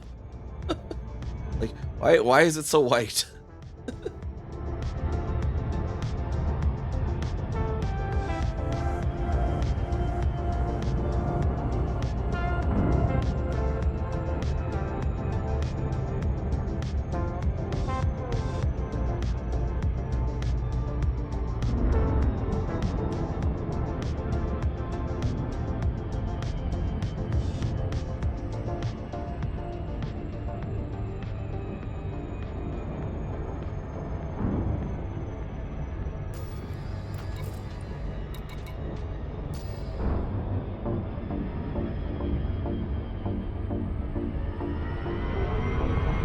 Dark shadowy snowball now.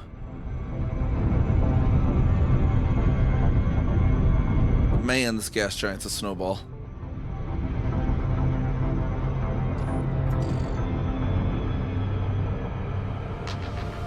Has a bit of yellow in there too. The yellow snowball.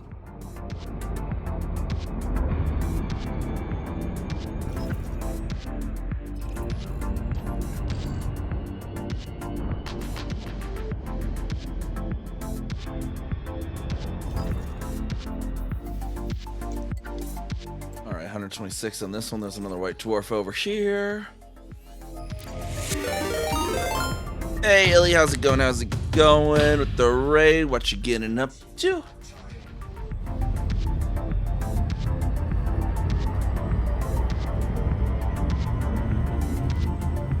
We're just exploring. We have found the whitest system in existence. The system is just white. The white dwarf, a bunch of icy bodies, and then the whitest gas giant you ever seen. And then this pink guy. Frameshift drive charge. Hail, yeah, there's a bunch of hailstones in this system.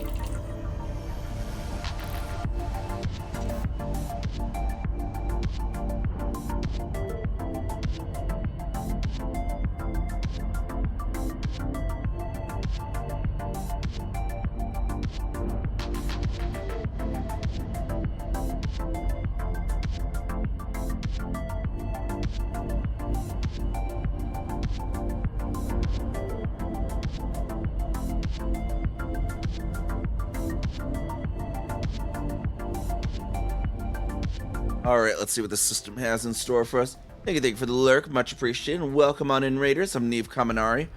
We're just doing some exploration stuff today. And then possibly doing some building.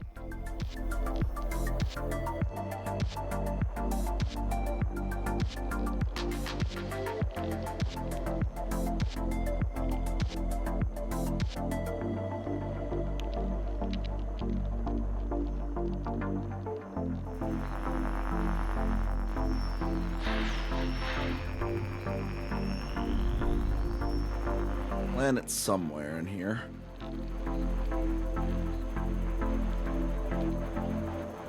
Around the B? No, it's not around the B. Somewhere. Might be over a rainbow. There it is. System scan complete.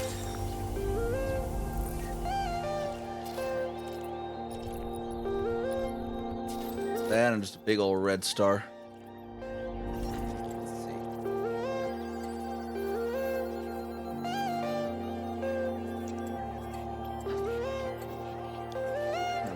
But that's a white. Hold on. Can I reach 254 enough a white dwarf? I think I can. I think it's 200 something. Chain around these white dwarfs a little bit.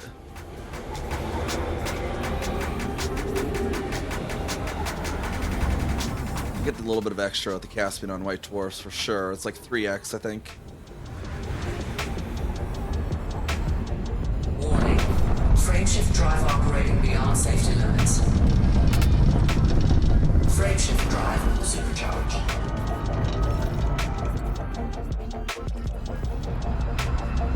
$266. Yeah, we can. Okay, cool. I have it targeted. Okay. So we can if we need to, we can get back from this thing, basically. That's what I make sure of.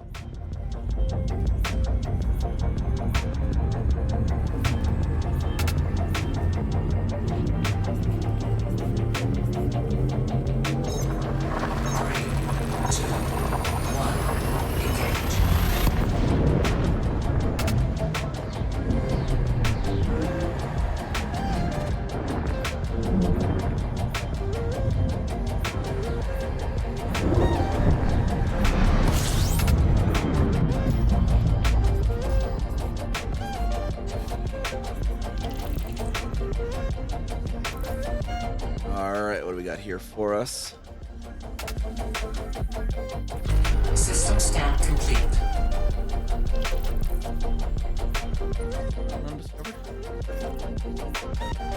Short round, got this one. Okay.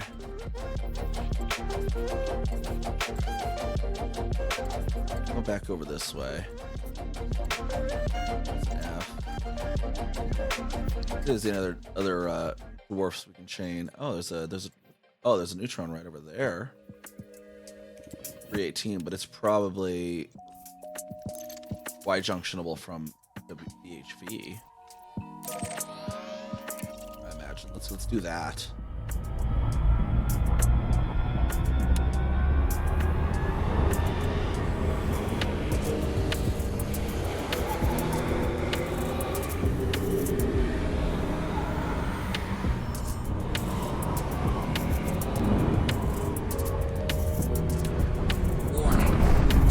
Drive operating beyond safety limits.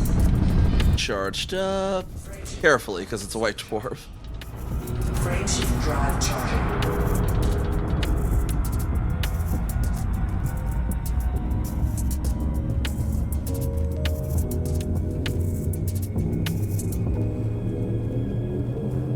We'll just charge again and head over to that neutron, which I think we're pretty sure we should be able to reach from this white dwarf now.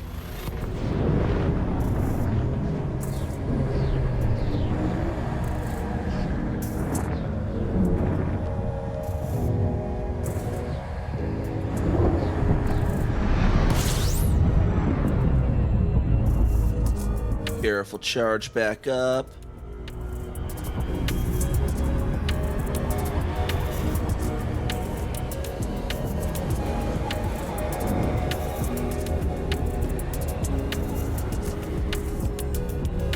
Warning. Frameshift drive operating beyond safety limits.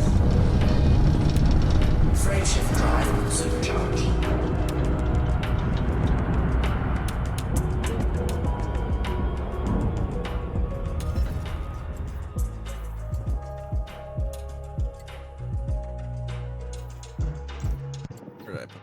Oh, there it is. Yeah, 118. Heck yeah. Frameshift drive charging.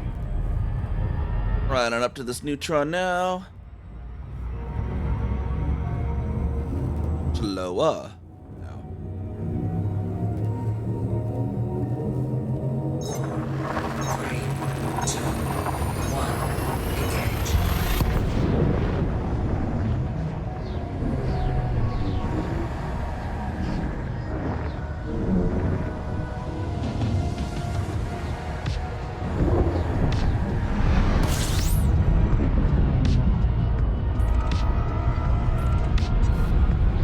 Undiscovered system.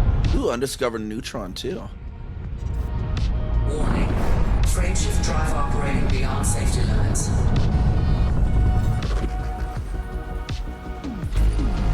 Warning.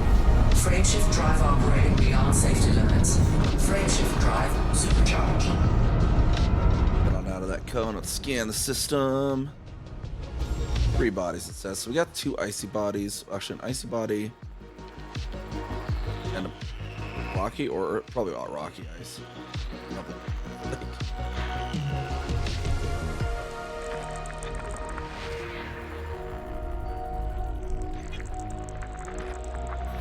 Body 1A. Argon Landable with atmospheric atmosphere. landable with life. System May scan host a new complete. personal codex entry. Bacterium.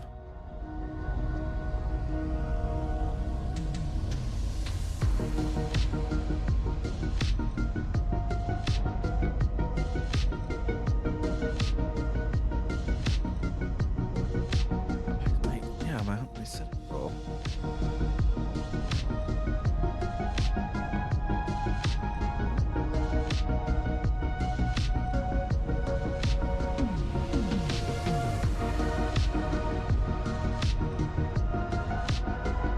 My elite observatory sounds screwed up apparently.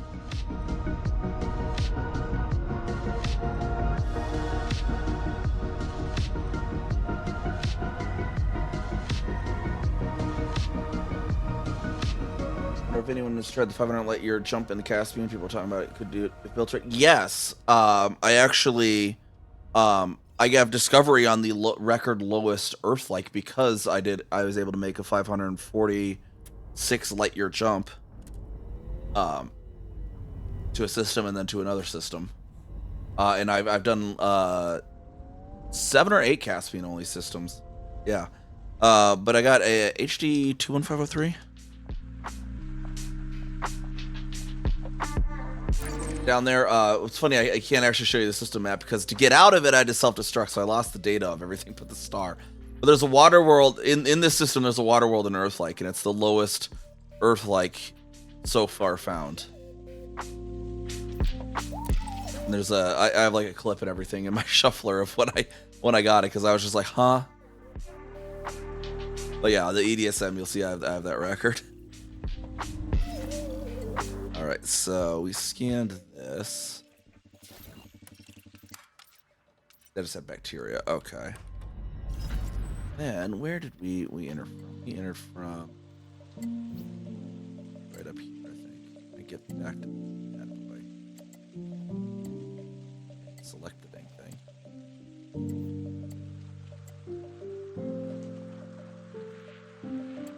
I need a 3D mouse for this map, I see.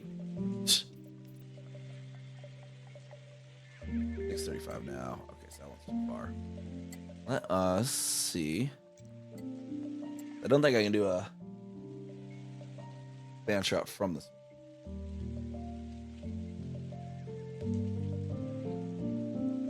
Oh, okay. Apparently it's Banch already got the info. Okay. Now I want to just take us there ones now.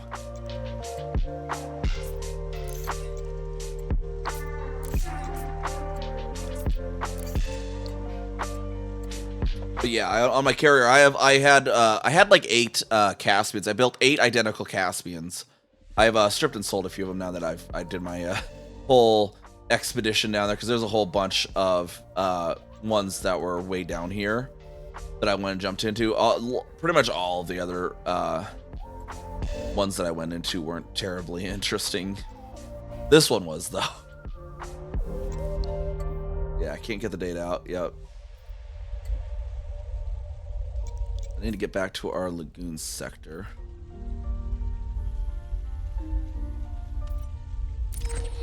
Oh, whoa.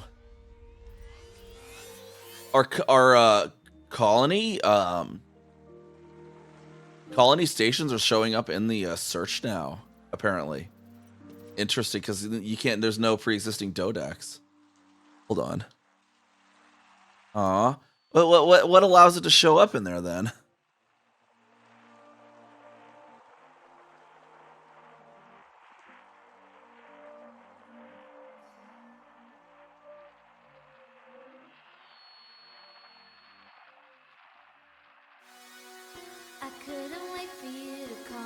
Yeah, okay, well, how come theirs get to show up and mine don't? I don't know.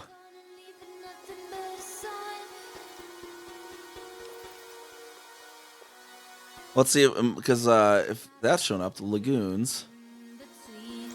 Yeah, see, my station doesn't show up. That's so weird. Anyways, Lagoon Nebula.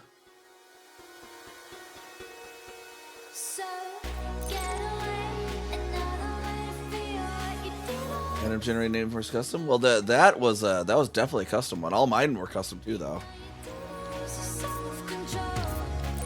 That was like, unless FDev has put in some like official non-colony Dodex now or something, but I'm pretty sure this is going to be a colony. Yeah, see, it's Commander Kraylone. Definitely. Flop. Okay, well, I need to go to... One second.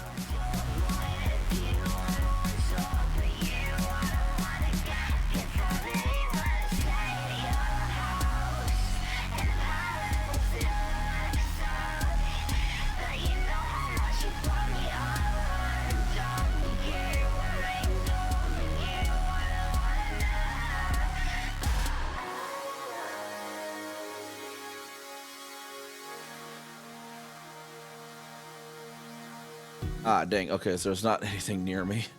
I guess the Spanish doesn't have that one on the galaxy plotter for some weird reason. Just go... Go just like 500 up. No.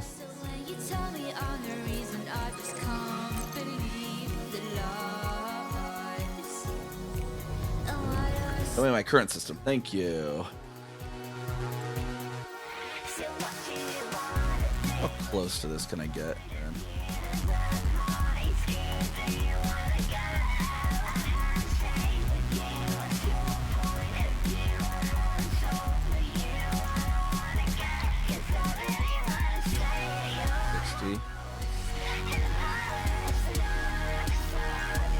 And 88.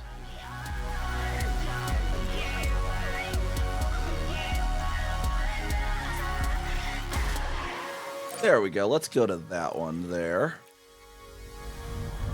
Frameshift drive charging.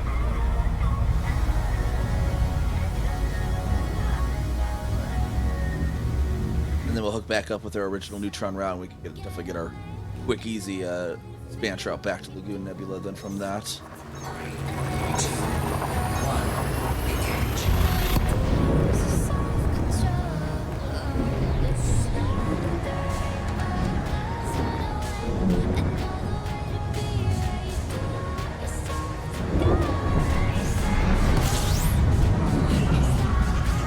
Quick little white dwarf charge.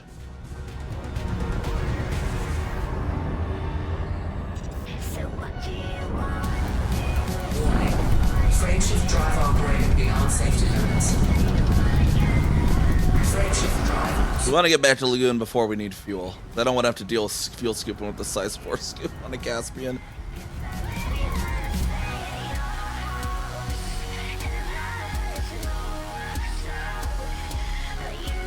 Right, there it is. Should be able to get to that now. Frameshift drive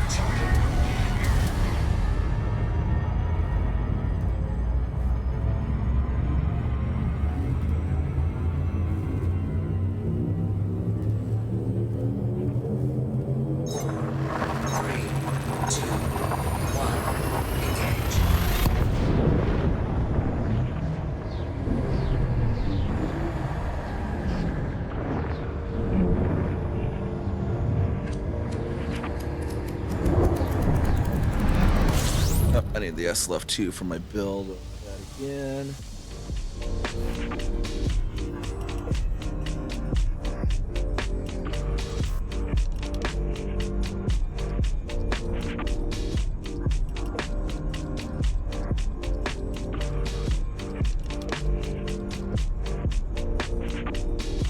All right, get ourselves supercharged here.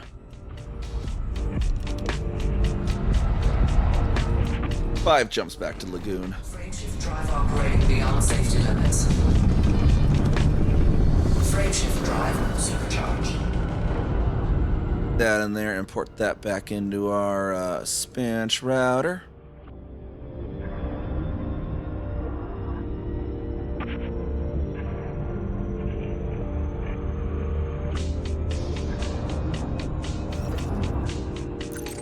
Later I was. Frameshift drive. Dude, here's an over 500 light year jump right here. 504 light years we're going.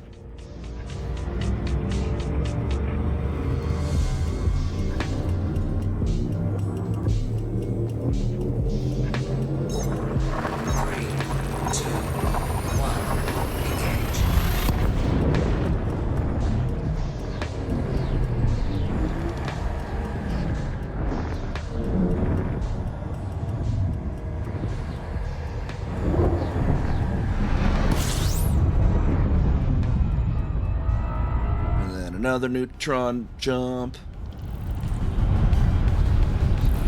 Warning. Frameshift drive operating beyond safety limits. Frameshift drive supercharged. 495 on this one. Frameshift drive charging.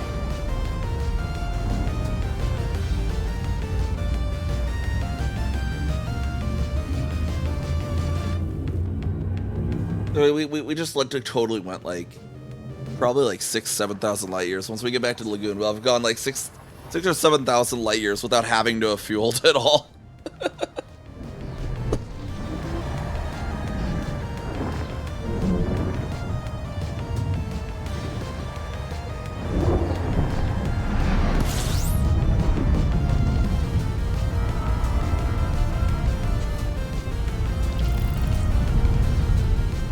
Warning. Frameshift drive operating beyond safety limits. Frameshift drive supercharged. Frameshift drive charging.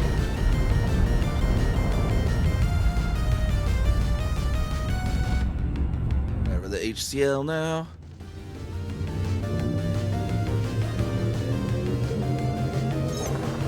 Three, two, one, engage.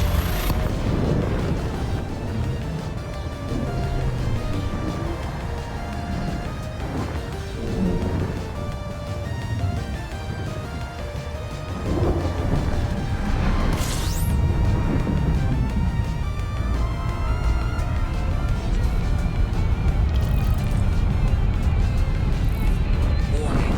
Frameshift drive operating beyond safety limits. Play a dry 1. Supercharged. Frameshift drive charging.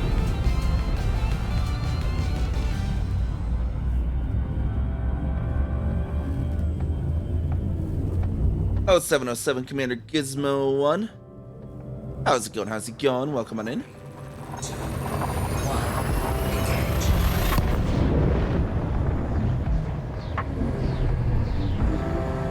engage. Making our way back to Lagoon now, and then we're probably gonna switch over to some colonization building for the last hour or so. I might be able to run a little long, of course.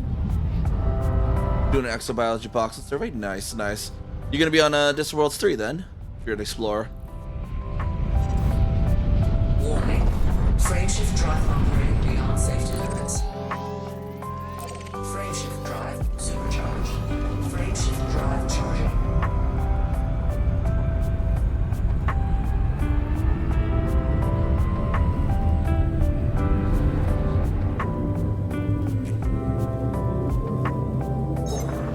Three, two, one, engage. Never been able to make those expeditions. I mean, yeah, you have time.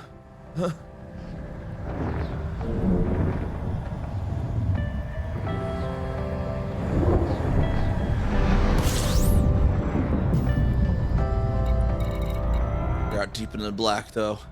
I could do that. Alright, let's get on we'll get on our carrier real quick. Start off when you're at work. Ah, fair. But it goes on for a few months. You just might not happen to be able to make like the mass jump then.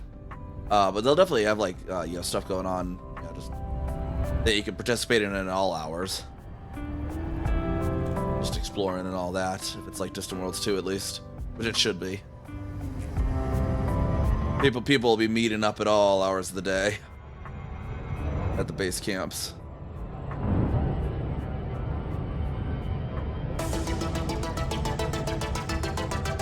We'll dock this thing, and then we can get over to our other account and do some colonization. That will BRB myself as well.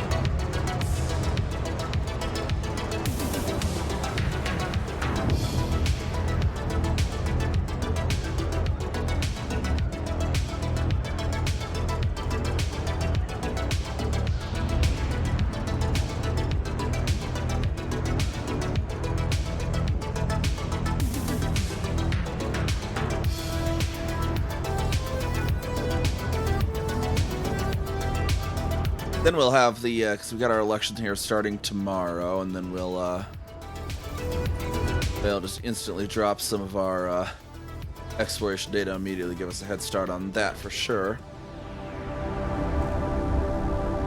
That's the goal of all that. We just have a little bit of exploration data, just enough. Drop that at our carrier, hopefully to give us a kickstart.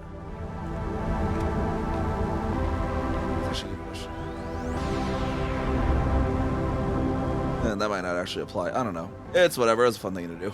Either way. We don't actually own the station yet, so I might not actually be able to do it. Dinner in Exobio, though, for sure. Let's do that.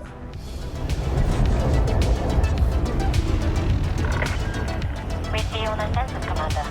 Standard flight regulations are in place around this carrier. Access granted. Please proceed to your landing pad, Commander.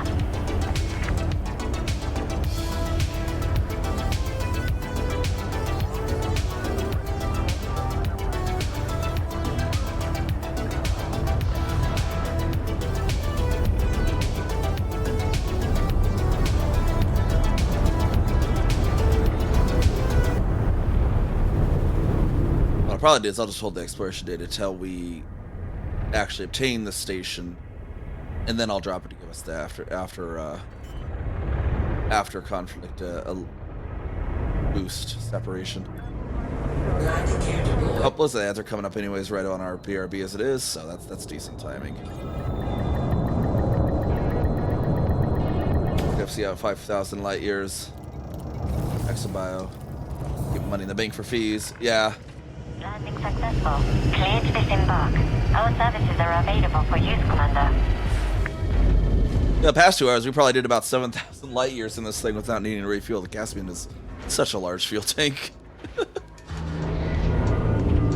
But yeah, I had stumbled across some Stratum Tectonicus the other day when I was on the way back from prison in this Caspian Explorer, but I didn't have the detailed service scanner on it at the time, because this is Star Whip, which is what I used to reach some Caspian-only systems when the Caspian came out, which one of them included HD 21503, where I actually broke the record for the lowest discovered Earth-like with that thing.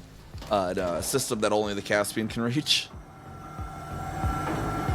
So it's stripped to the bone ship. Like, they're able to do 555.46 light-year jump.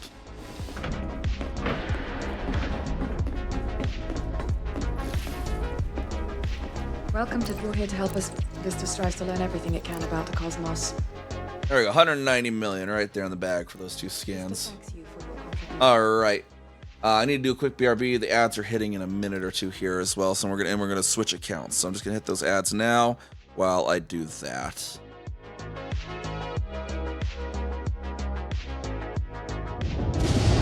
Oh, something's happening. Something is happening. Oh, what's it doing? Oh, it's charging something. What's it doing? Is it gonna yeet us out? What is this? Oh, and they're turning yellow. Whoa, what is that? I don't even know if anything's happening to my ship right now. Oh! Ho! Oh, we got yeeted somehow. We got yeeted, that's for sure. Oh, we got yeeted. How fast are we going? Oh, we don't even know. 5,000. 5,000 meters per second.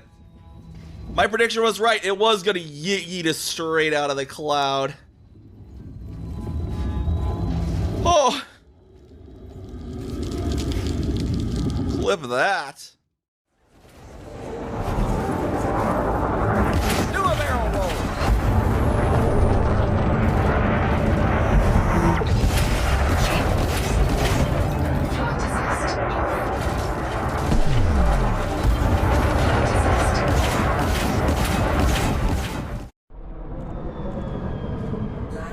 Do.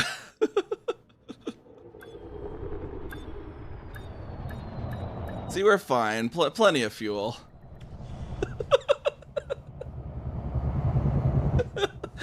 Just look at the dang fuel bar.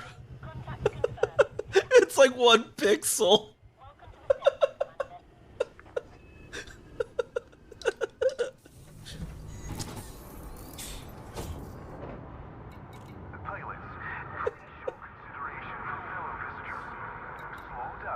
No fuel rats today.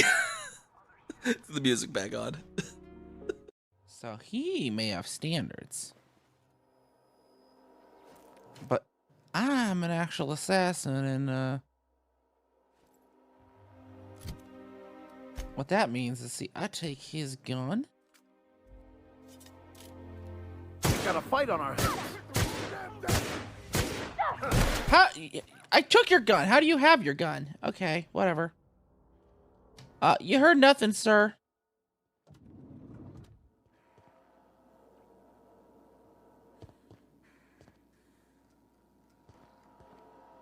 Anyways, there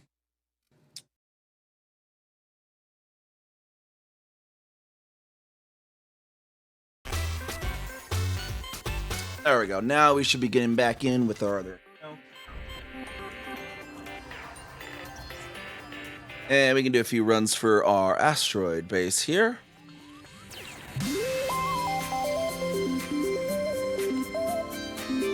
Perfect timing.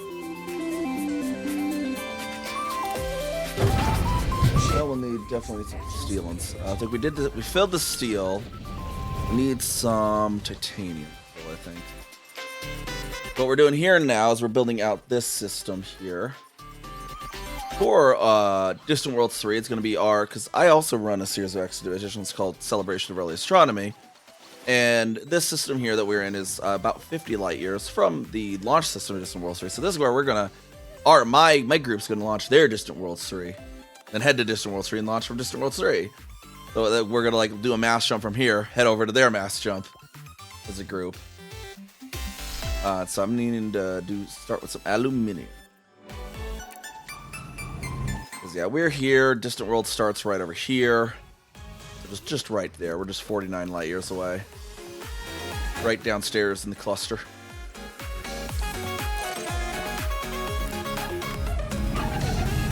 Need to get a cheap GPU added to machine and run my other 3 monitors on it. Does your GPU's AMD? Then you're currently, or are you saying you want a 6700 X? I know there's been some recent driver issues with NVIDIA. I don't know about AMD though.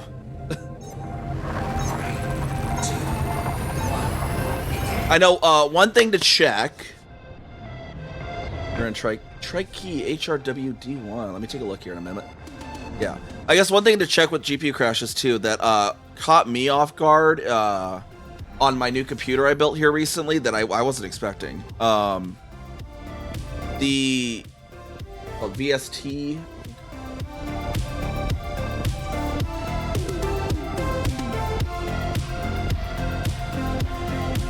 I can't remember what it's called, VST or something. In the BIOS, there's like a setting that lets it basically kind of make miniature virtualized segments of your GPU. And that should be on. A lot of modern games will actually do that for little things. And for some reason, my BIOS had that off by default. And so I was having some weird GPU crashes until I turned that on. Or VRT. Yeah, it basically lets it virtualize the GPU for some other tasks.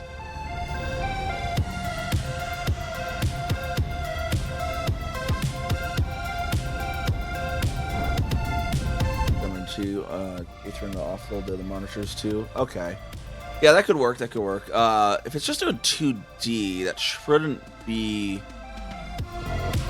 taking up too much power, because like 2D raster is pretty minimal unless you're running games on multiple monitors. Then yeah, that's an issue. That could definitely give more load.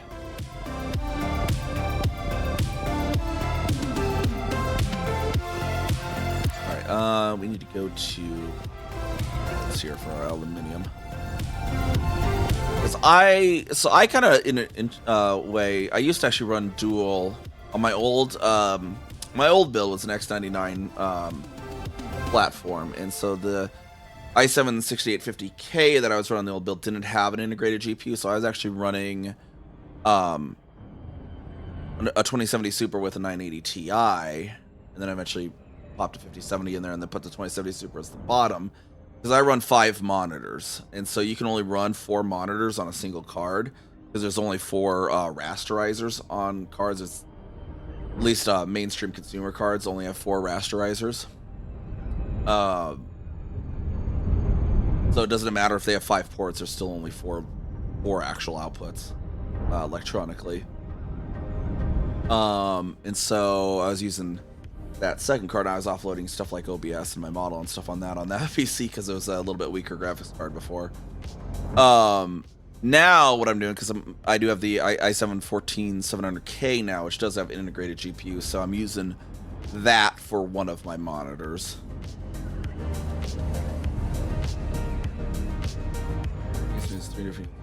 Yeah, it could be. Yeah, make sure the PSU can definitely cause GPU crashes if it's not delivering voltage properly. If you have your rig plugged into a UPS, make sure your UPS can handle it. That was something I had to do with my new build too. I was like, oh yeah, I can just plug this new build into the UPS too. My UPS can't handle it. It was able to handle my old one. Should have been more power hungry, but I don't know.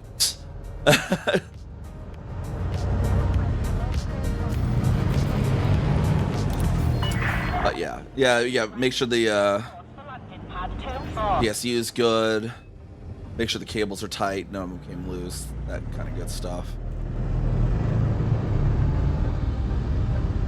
Make sure the GPU is not sagging. Some of the modern GPUs are heavy and they can sag and slightly loosen themselves out of the PCI slots if they're sagging.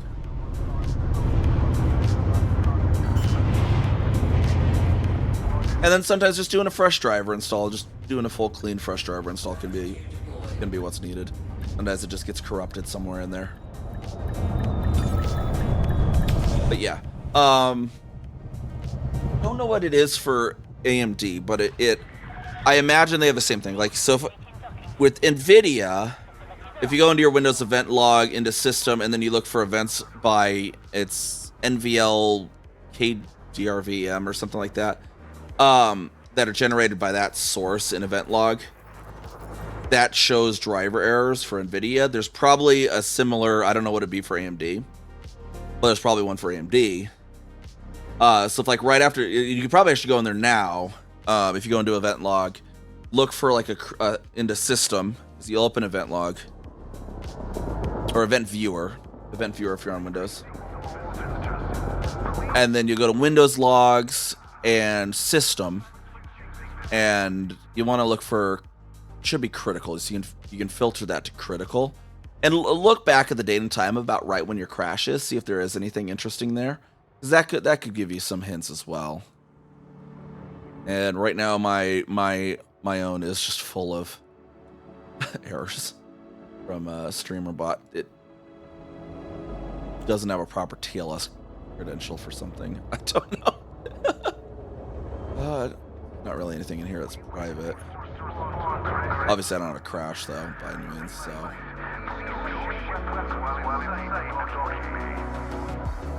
But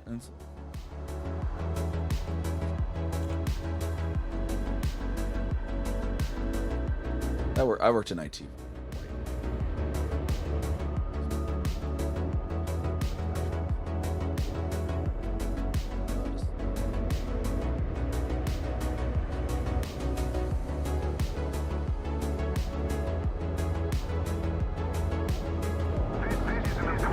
Play VG. There we are. So yeah, you got this here. That's your event viewer, right? If you go into Windows logs here and then go to system, and I have all these errors because StreamerBot doesn't register properly something. That's all those are. But you look for something that's like critical, and you can actually be like filter current log, and you can be like critical, right? And I don't have any because I haven't had it. You know, my system runs well. But if you have criticals in there, that could be a driver crash. That'd be something to look at.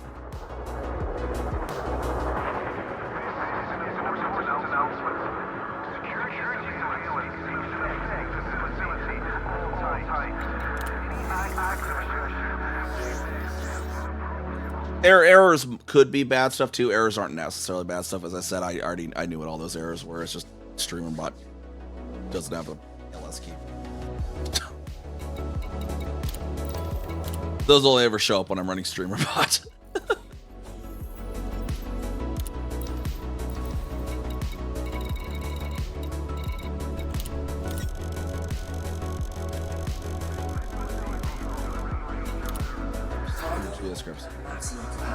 Okay. So your motherboard would probably, if you have a chip with onboard graphics, your motherboard probably will have like a graphics slot on its input-output.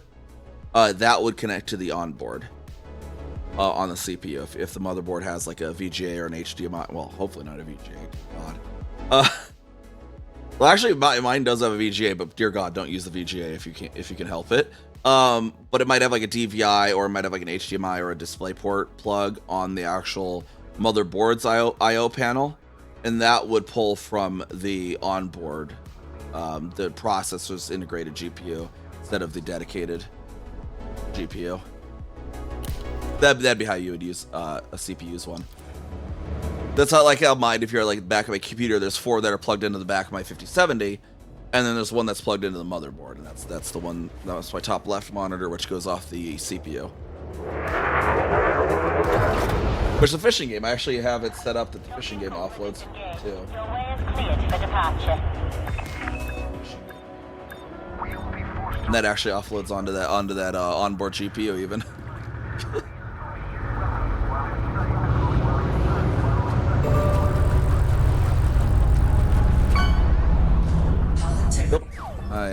I didn't have my landing gear up. Derp.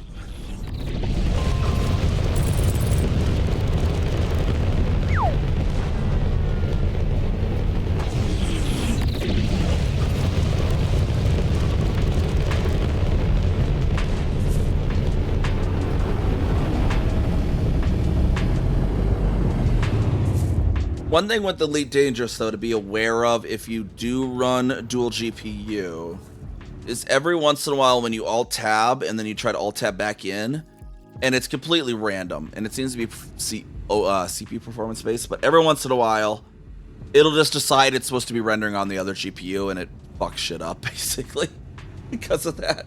It'll start shuffling your windows everywhere because it tries to go on the different screen. I don't know why it does it. It used to do it really often on my old build. It does it way less often on this new build, so I think it's like something like if the processor's overloaded, it doesn't do something right. No BIOS and Windows finagling to get it to work. No, there shouldn't be. For simply just using it to output a monitor, there shouldn't be any Windows finagling.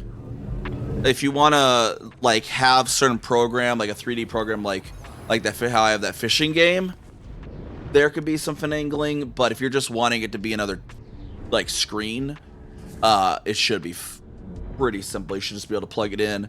Your BIOS probably should already be enabled for it.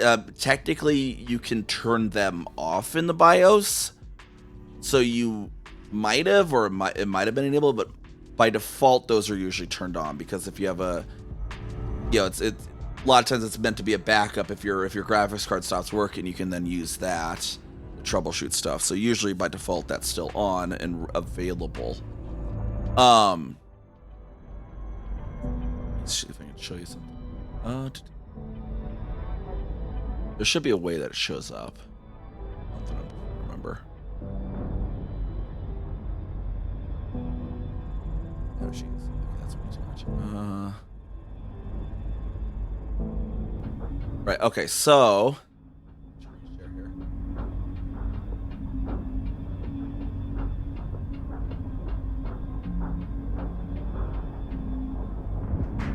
Right, so if you go to device manager, you can find it by going into start and being like device, and you find device manager. That'll open this up for you.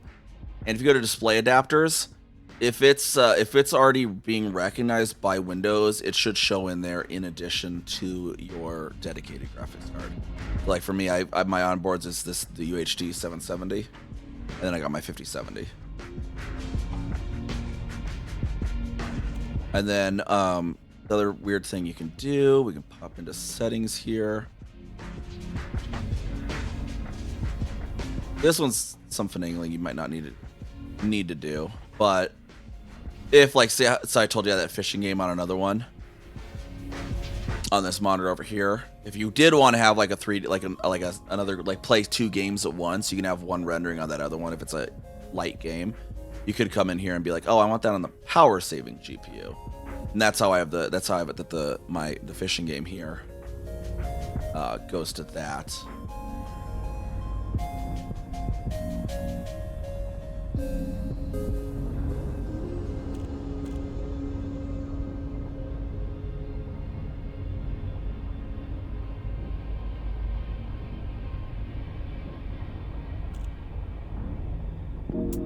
That's something extra you might not need. If you're just going simple, you won't need to do that.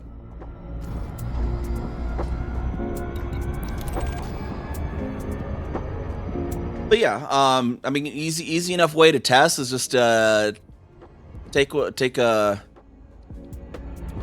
cable from one of your monitors, whichever one it is plugged into the back on your PC, just move it up to the motherboard, see if it's recognized.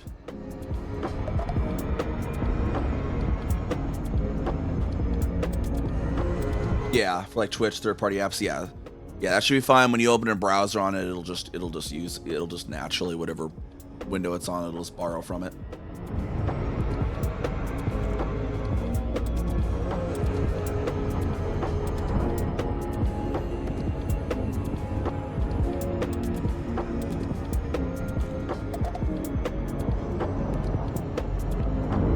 And if it's already recognized by Windows may even already be using it a little bit, because a lot of times it'll Windows kind of intelligently offloads stuff too. Do not need to shut down to do this? No, if it should already be recognized by Windows, which it probably should be, I would imagine, unless you specifically disabled it. You should be able to just one of your monitors, like one of your side monitors, the one you want to have on your dedicated or on your onboard GPU, you can just figure out what if you'd like seen what kind of connector it is on the back of your motherboard for the motherboard IO panel.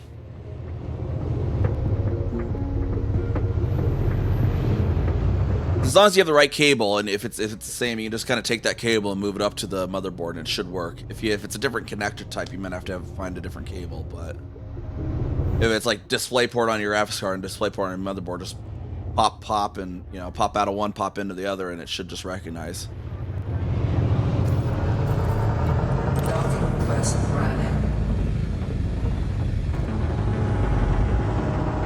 As long as if you're going device manager, as long as you're getting both display adapters showing, it should recognize it.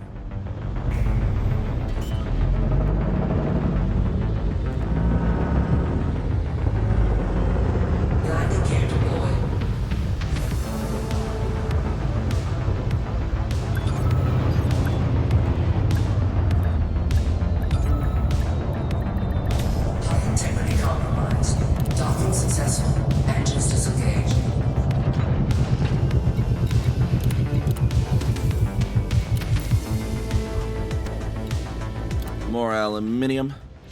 Release. Engines engaged.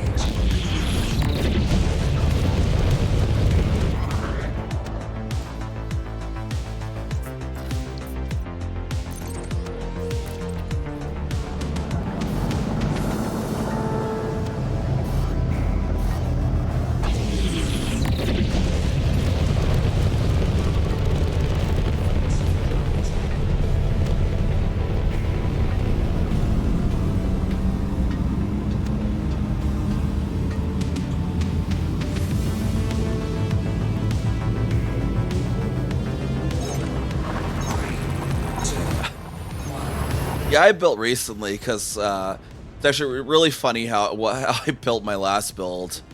Not sure if you've heard of the website Logical Increments. But back in 2014, was it? Yeah, it was late 2014.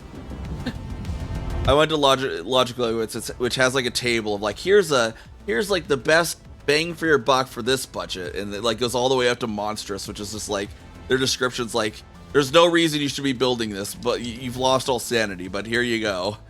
And I went in back in 2014 when I built the previous computer, and I was like, yeah, that's good and all, but I need more power. So okay. Yeah, you might have to go in the BIOS. There might be some for onboard graphics then. Does it show both adapters in your under display adapters and device manager for you?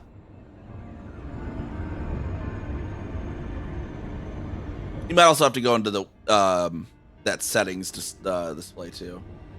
Okay. Also make sure to do the like on your desktop, do right click and then so it might be that you have to like tell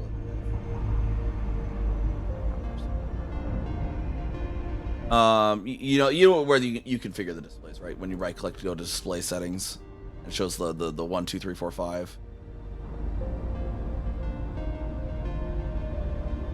Yes. It might need to be in there. You might have to be like, extend desktop to this display. I don't know. Otherwise...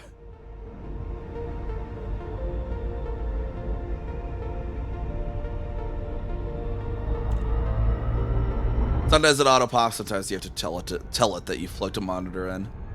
Windows is inconsistent like that, right? Yeah. But yeah, there are some other boards that there might be a setting in BIOS to actually specifically enable it. But if it's in Device Manager, it should be already enabled. Because Device Manager shouldn't pick it up if you had it disabled in BIOS.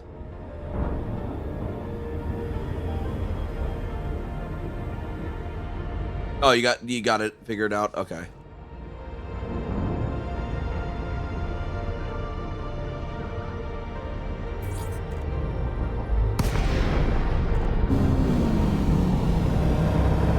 Gotcha. Yeah.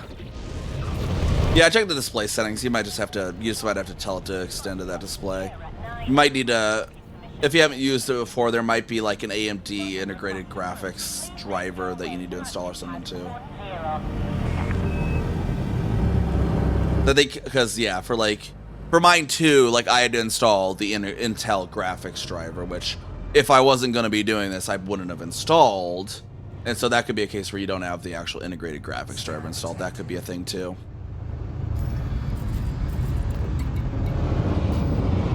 So various things, but shouldn't be too difficult, I'd imagine.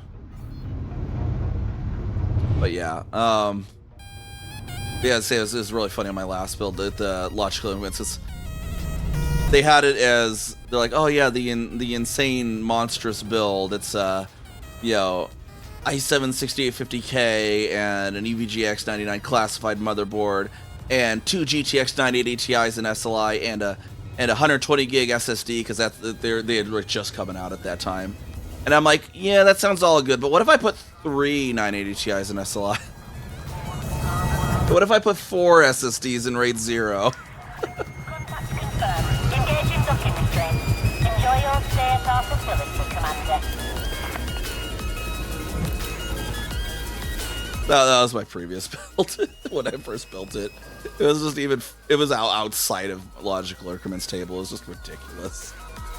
But hey, the thing lasted 10 years, so it's just minor graphics card upgrades. That's just one point up. I upgraded the 980 Ti SLIs over to a 2070 Super because everything stopped supporting SLI.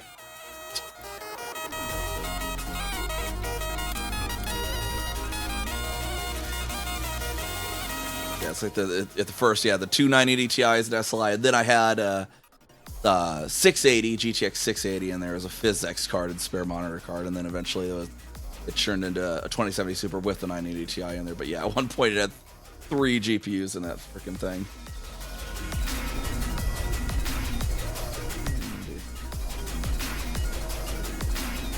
The iGPU will have its own little cache. It's definitely nothing like a dedicated graphics card, but it'll have its own little tiny bit of VRAM for itself.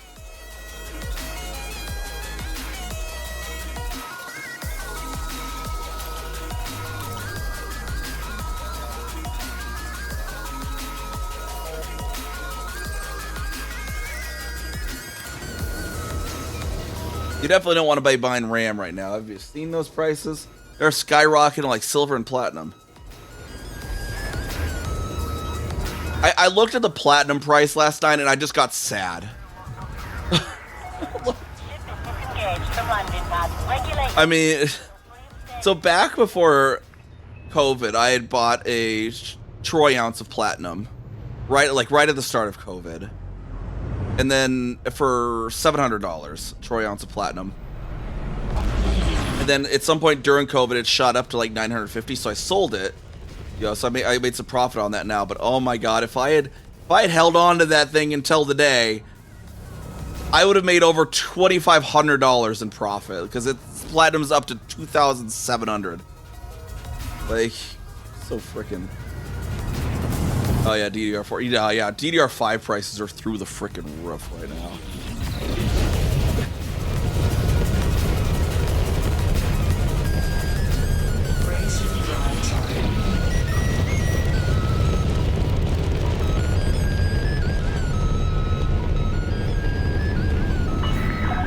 Clear of the station limit. Have a good flight, Commander.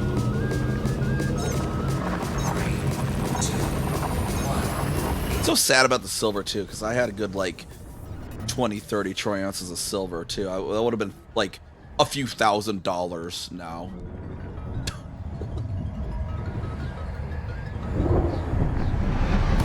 Platinum made me sad though, because I was like, oh my god.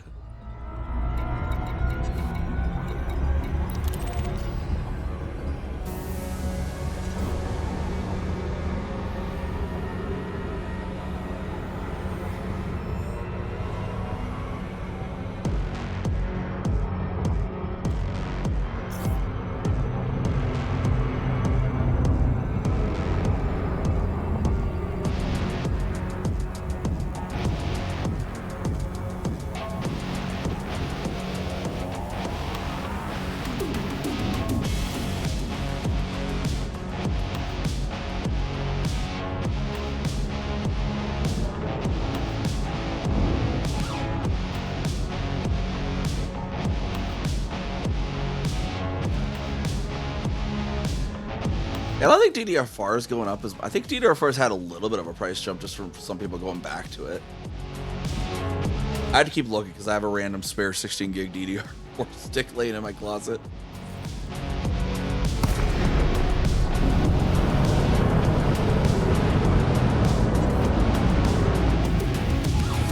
Oh, that's all their stocks, yeah.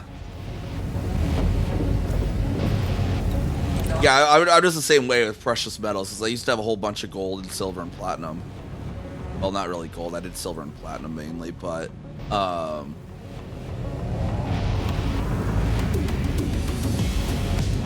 had to sell off a stack a little bit and to make it through an unemployment period during COVID. Was really so. I kind of needed to, but it's kind of like you're still looking at it like, God dang, if only I could have held on to it until now. That would have, instead of being, because I made like $250 in profit right on the platinum, going from 700 some to 950. But like going from 700 to 2,700, oh, that would have been beautiful. still have some silver. I have like a three-quarter troy ounce Vegas casino round. And I just kind of liked the look of, so I decided to keep because it was just 3,000-4,000. But now that thing's worth like $60. So,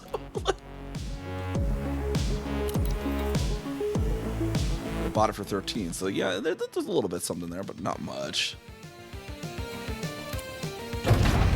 Ship released. Engines engaged.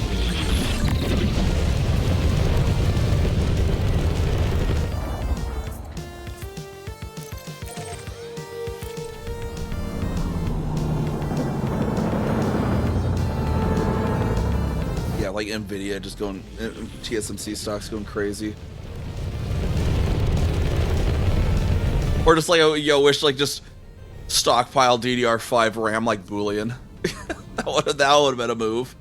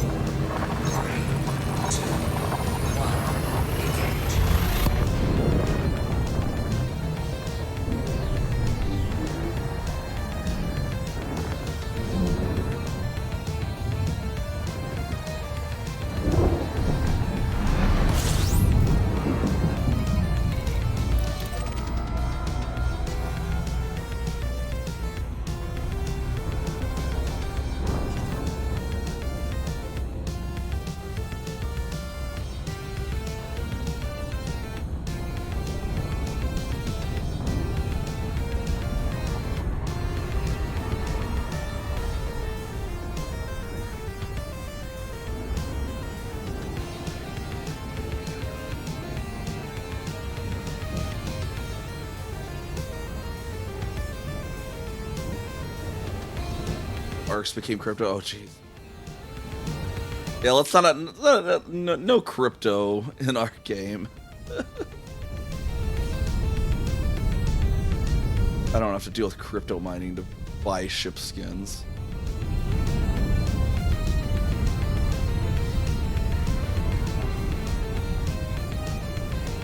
God, that's another one that I kind of freaking look back on too, because I knew someone back in like it was like 2010, I think. It was like right when it was starting to, and they were trying to convince me to get into Bitcoin, and I was like, yeah, I don't know, that sounds weird. But man, if I got into that back then, like that, like he's probably a fucking millionaire now. Like I don't know, but like he was into it like right on early. Like if he freaking had like a, you know, he held on to that crap, you know, like it was like right when Bitcoin was becoming a thing.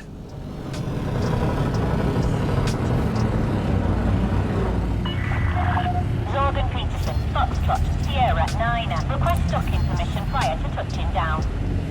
Docking request approved. Land on designated pad number 09.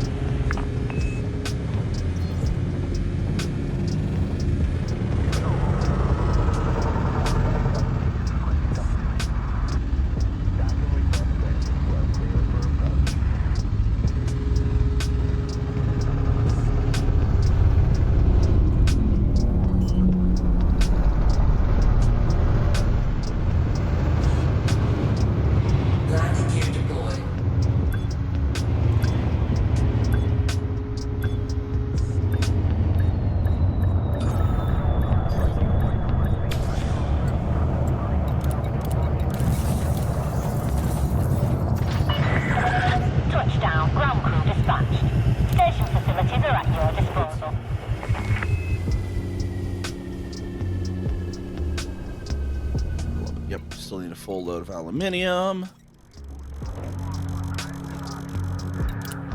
Cargo hold at maximum capacity. Try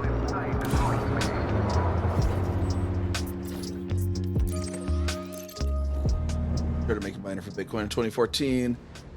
Do not do it because your wife at the time did not want me to spend the money making a mining rig. Yeah, getting on that early, that would have been pretty good. When did that? That came out like what, 2009 or 2010? It was around that, wasn't it, that Bitcoin really released?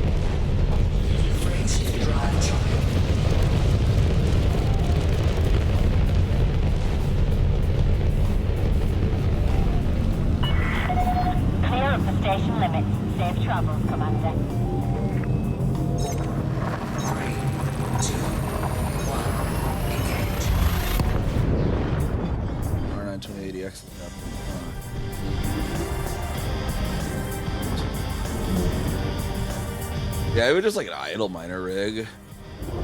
Back then would have come out with like it was easier to mine a coin back then, I think too, right? What I understand. Like now it takes a shit ton of work, but I think like back then like a single coin was not terribly crazy.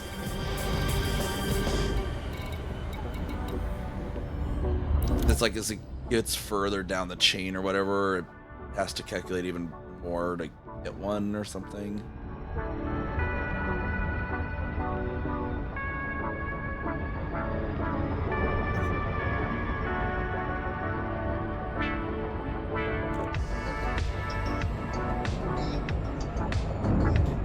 Like if I was just doing it on the side with my freaking dual SLI 980 Ti's, that would have been something back then too.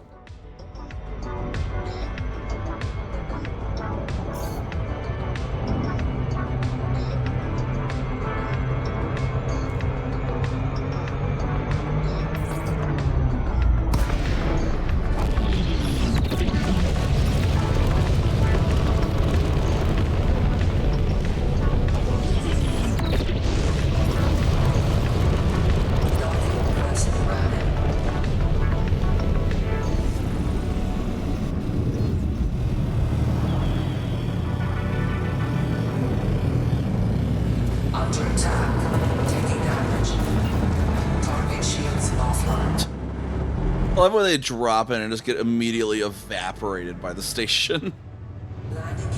For some reason, they don't open fire if it's stations, but if it's a construction site, they're like, eh, it's just a construction site. And then they just get evaporated.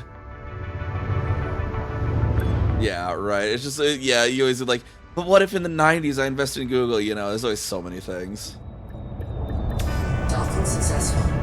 Maybe in the afterlife, you're allowed to like get a New Game Plus version of your life, and you can go back and be like, invest in Google, see what happened, you know? maybe that's what the afterlife is, right? You're just gonna be like, oh, I'm gonna tweak this variable. What happens, you know?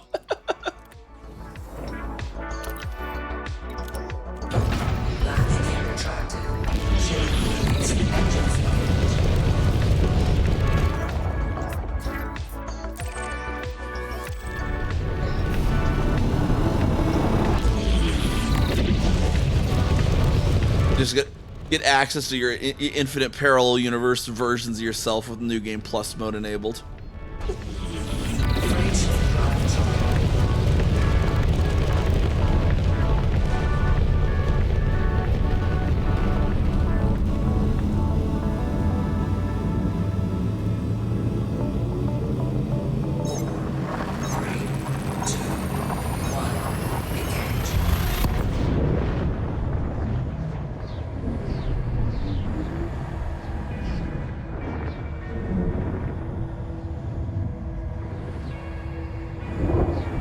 Not a full load of aluminum, a little bit of aluminium, and then something else.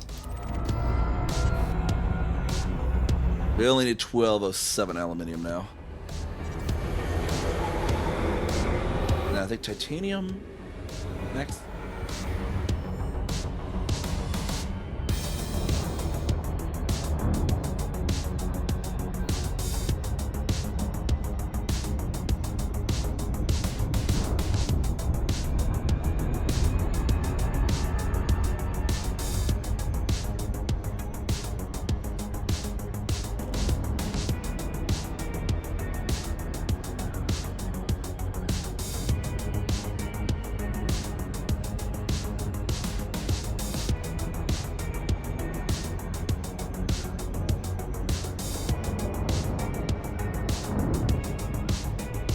And Helmholtz.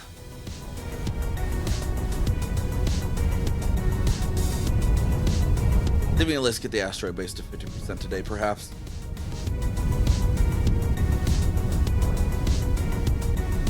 This is a reminder. Oh.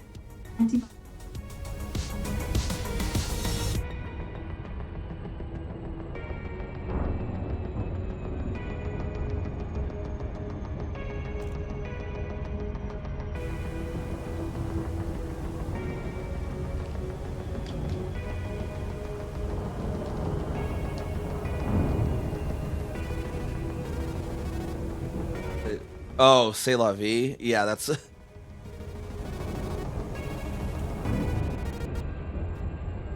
Yeah, it's a French phrase, I guess, more or less. It's like C apostrophe EST space LA space VIE.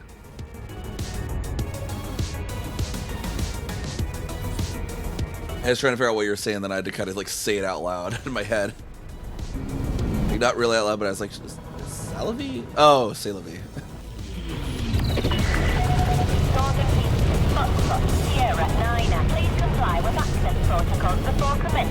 It's like hors d'oeuvres. Like, good luck spelling that.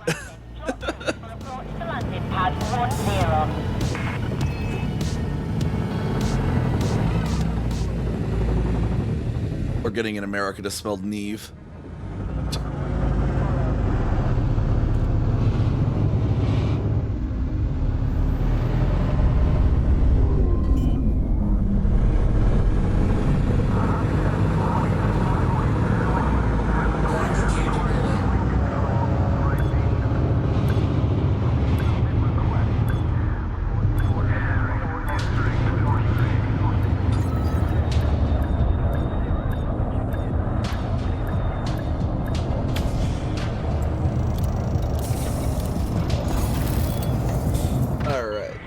Well, those 7 aluminium. Welcome to the station, Commander.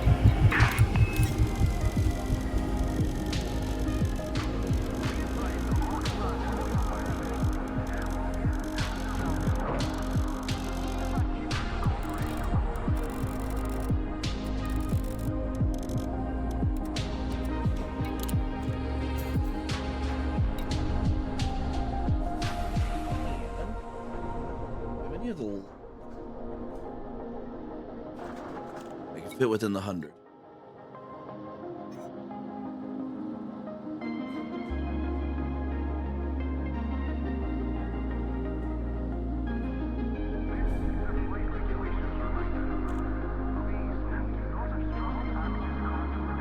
Not really.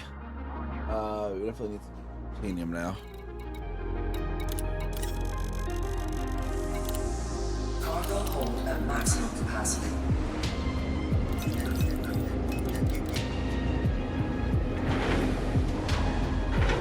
That I did disembark instead of launch. It's gonna make me get out of my chair. It's forcing me out because I hit the wrong button.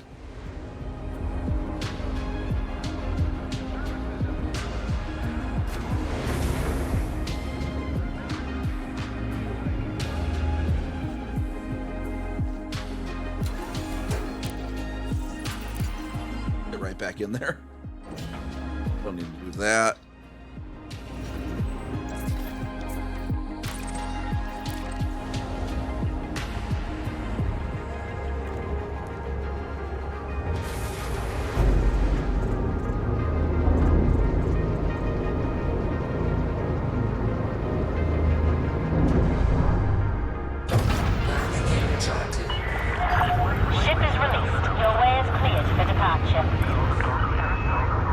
For departure. Drifting a little bit over that way. Trash in our way.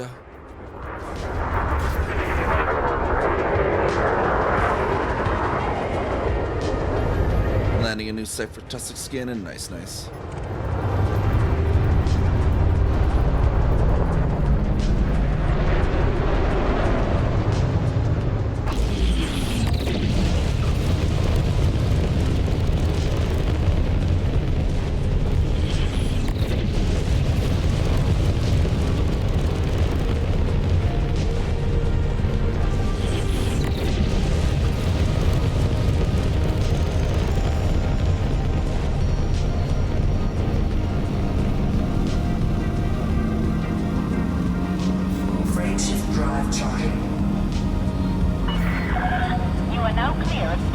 Yeah, that'd be so great being able to see the heat map without going back in orbit.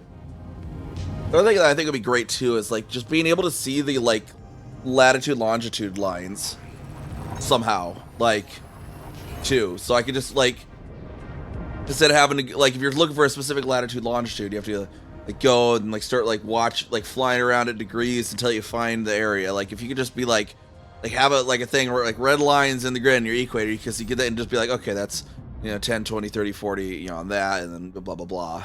Like, then you can be like, okay, that's where I'm looking for, roughly, and then you can just fly straight at it, right? Like, I wish they would have that as well.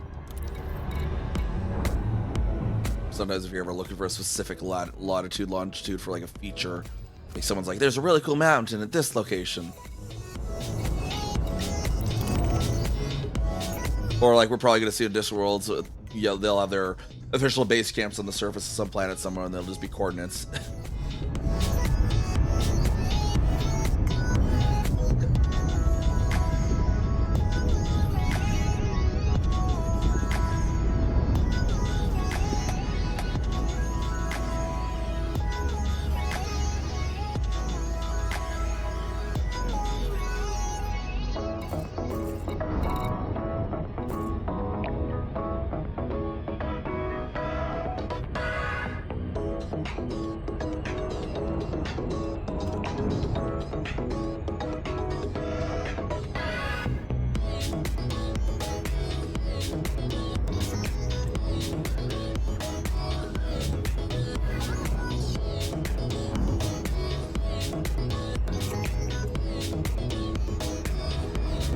That's how close to 50 we are. My throat's definitely starting to get dry now again.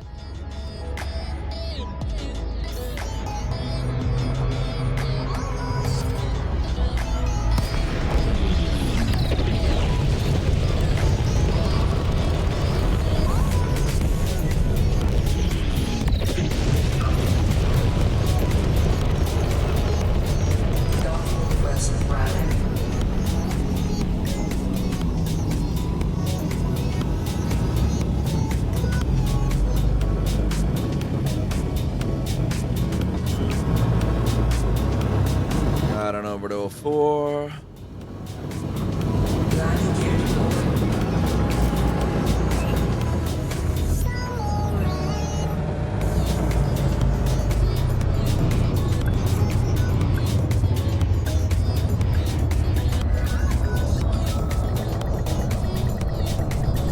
Docking successful. Engines disengaged.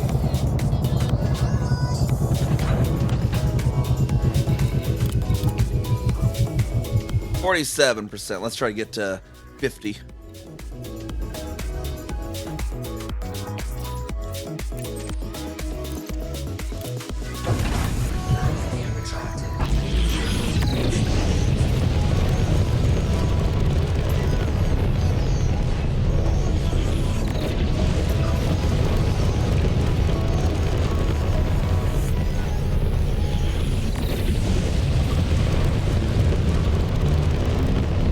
Frameshift drive charging.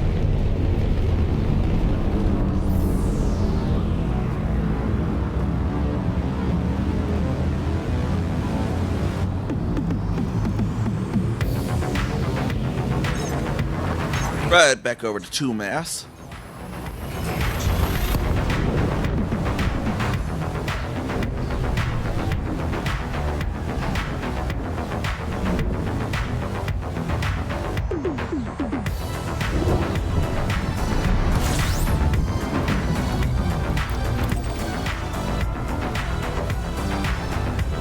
And right over to Helmholtz again for more titanium.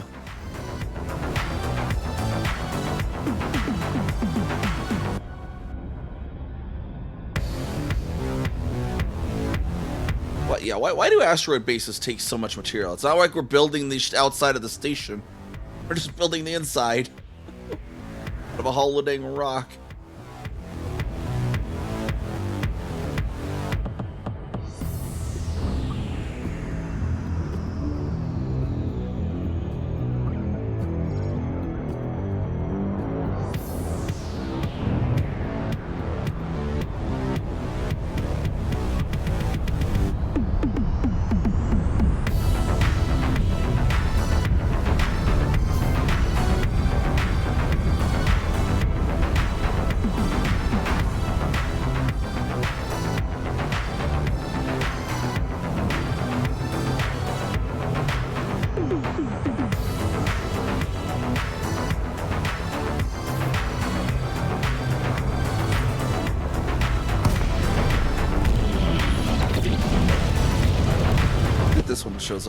saw that one that showed up earlier on.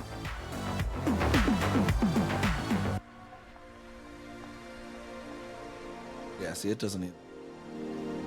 It's weird that that Lagoon Dodec did, though. Oh, but this, it doesn't there either. I don't know. I don't know that Dodec earlier showed up in the search. Scan detected. Yeah, we're apparently building the rock. It's apparently a fake rock, because I mean, you don't see a rock big enough for the asteroid cluster there, so apparently we're building the rock. That would have been a nice touch for the construction zones for asteroid bases, though, instead of actually spawning an unhollowed rock large enough. You know, an unhollowed... oh, dang it. That would have been a nice touch for those. So, yeah, spawning an actual unhollowed version of the station while you're constructing it.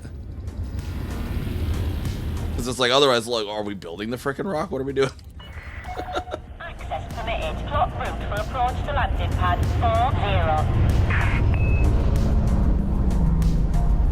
40. We're just melting lava and form fitting it into a fake shape of a rock.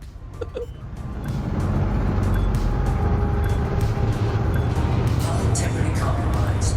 Landing gear deployed. Taking damage. See, they should have it for, like, if they're, you know, having it like the form fit, like smash the rocks together. It should be like a shit ton of like this stuff, like the indite, the rutile, you know, random, random other crap.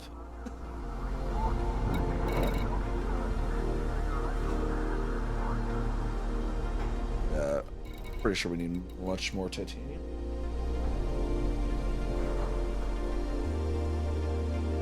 $1,606. Cargo hold at maximum capacity.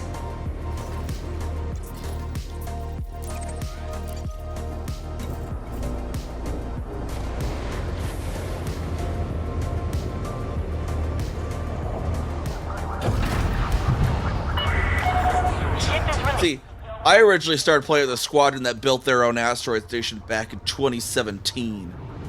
Yo, Sinbad's Refuge in New Towery. They had to do it the old school way by having FDev make them a community goal.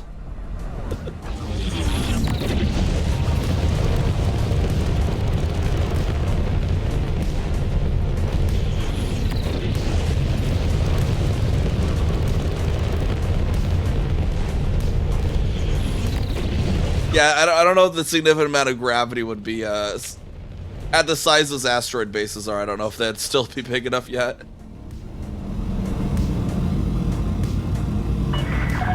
You've now exceeded Or naivety.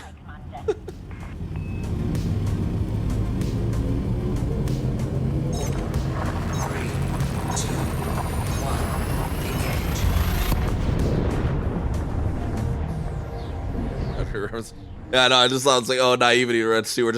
We're generating gravity by the naivete of countless children.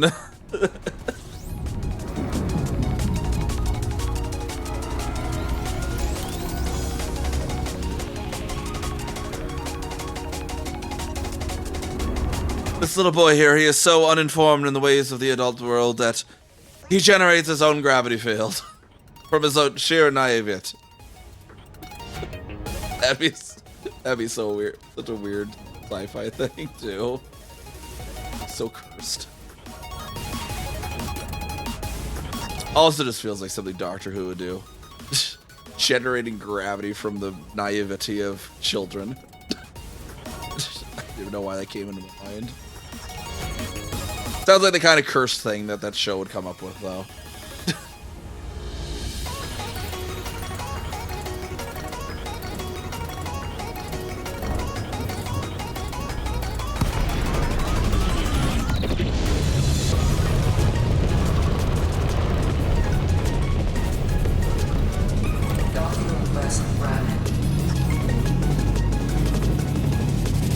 So they changed gravity and mavity. If you pay attention, the change years ago, this still say mavity, not gravity. What was the difference? Was there like a any functional difference between gravity and mavity, or is it just like they decided to change the name of it, basically? Landing gear not deployed. Like someone just changed the mind of the guy who coined the word. Engines disengaged.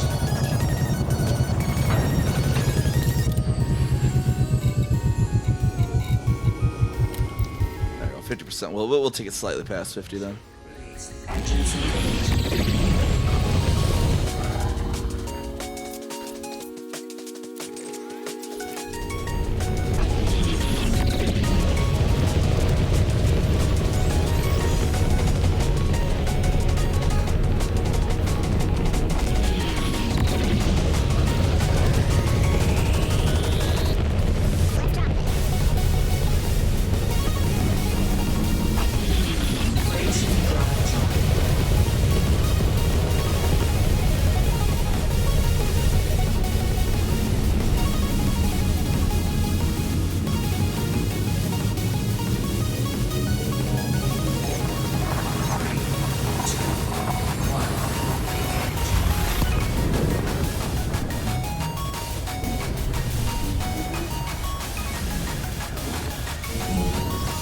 One last run here of titanium.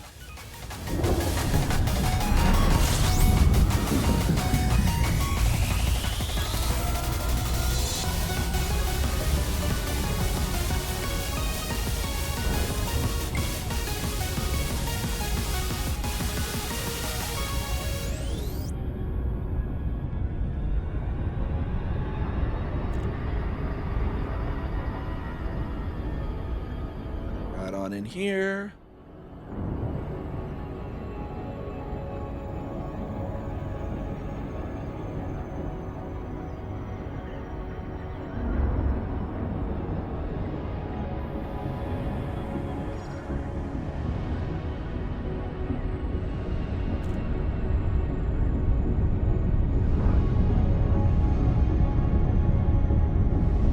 Lovely, very sulfurous moon they got over there.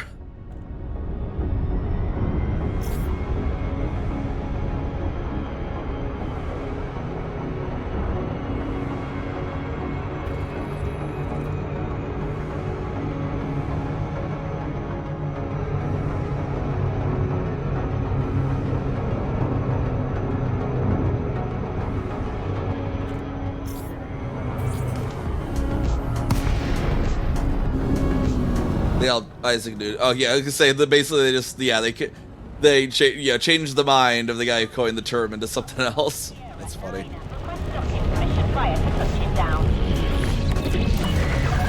Docking request approved. Short route for approach to landing pad 2-4.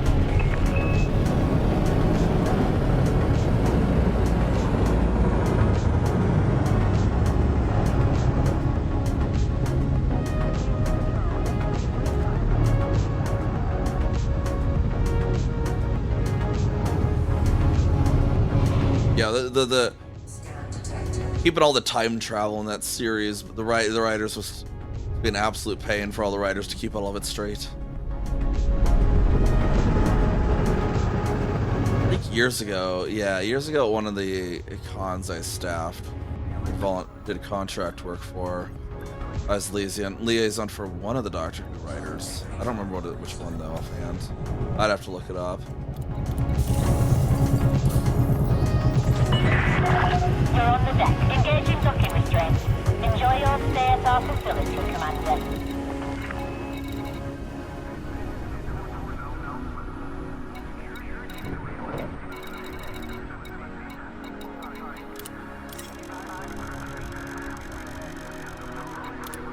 Cargo hold at maximum capacity.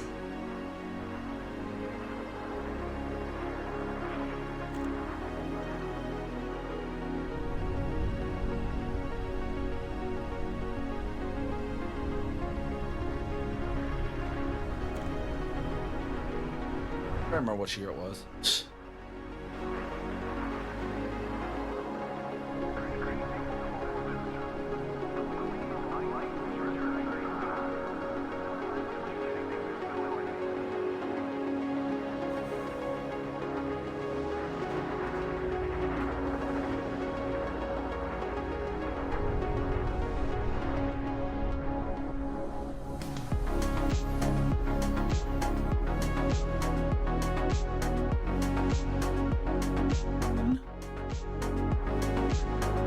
mean, now I'm curious.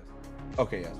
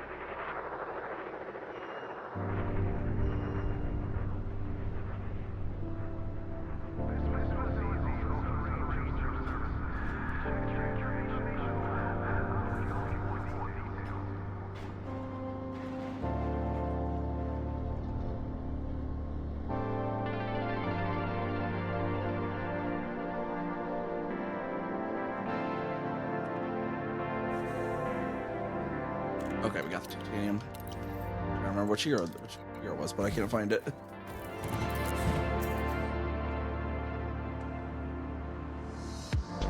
I look at the ads. Bacterium is always camouflage too.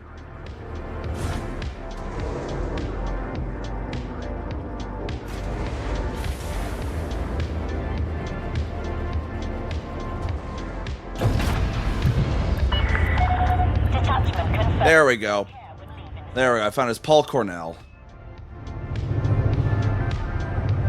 No, I was trying to remember which is because I used to do contract work for PR for various actors and industry people when they went to events, and I remember one of them that I did some work for was a Doctor Who writer back in it was 20. Scan detected. I was looking at the various history of that particular event. I was like, which freaking year was it? It was 2011, and it was Paul Cornell and he was a Doctor Who writer. I just remember specifically it was one of his things was he wrote for Doctor Who, which is why I was like, And so I was kind of curious, like, maybe this man is the man behind Mavity, since he said it was about like 10 or so years ago.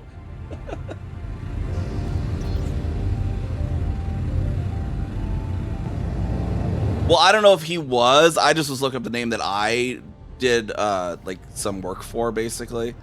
That basically was their assistant at an event, basically, is what it was. I don't know if he's the one. You'd have to like check who wrote that whatever episode it was.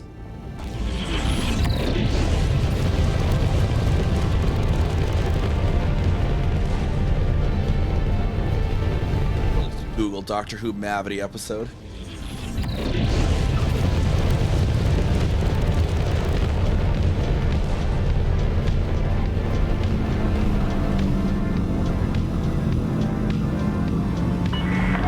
Oh, it says that episode was 2023.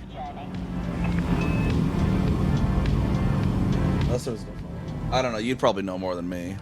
I just Googled it.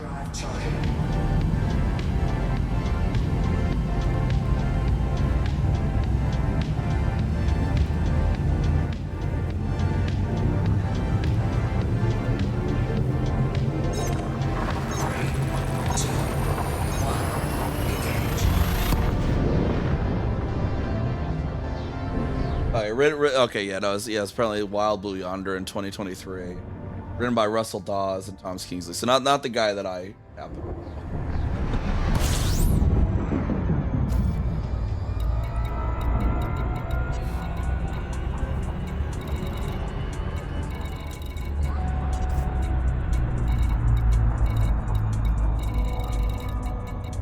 I'm sorry, like I just remember specifically because it was really weird because it was like my boss was just like, we're gonna bring this guy, and it's like, why are you bringing a Doctor Who writer to an anime con. He's like, because I can. It's like, okay.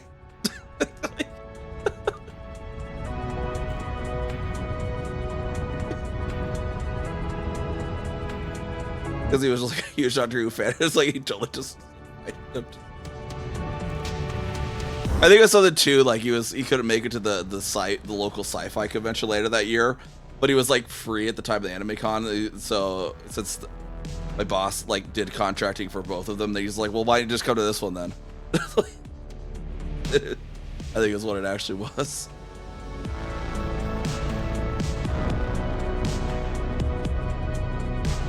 It was one of the more unusual ones. It was usually anime industry, people that I did work for.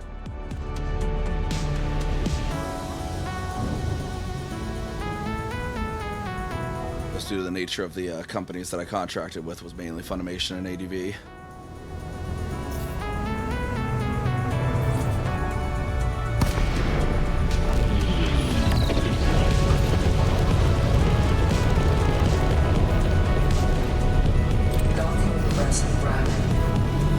Yeah, I'm about to end myself as well. That's why I snoozed the ads. So we're going to be raiding out here in a moment, just as soon as I deliver this as it is.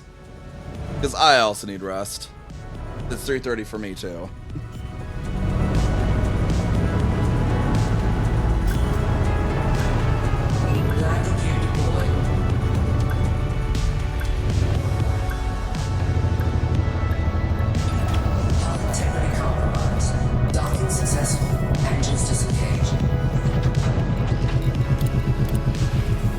Get that there. Okay, the ads. I keep having to snooze the ads.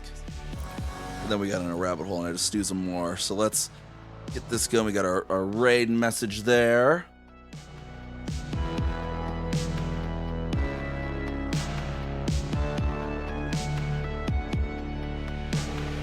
I was going to actually hand off to Crunch Butt Steak. I've heard of Hacker. Crunch Butt Steak's been going 6 hours. I imagine it's also good in soon.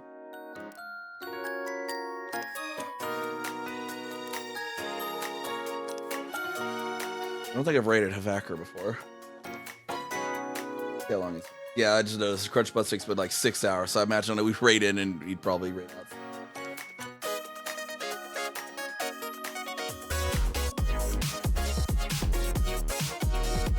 And thank you for the follow as well. Let's see what you catch here, and I'll get backers up here. HVAC.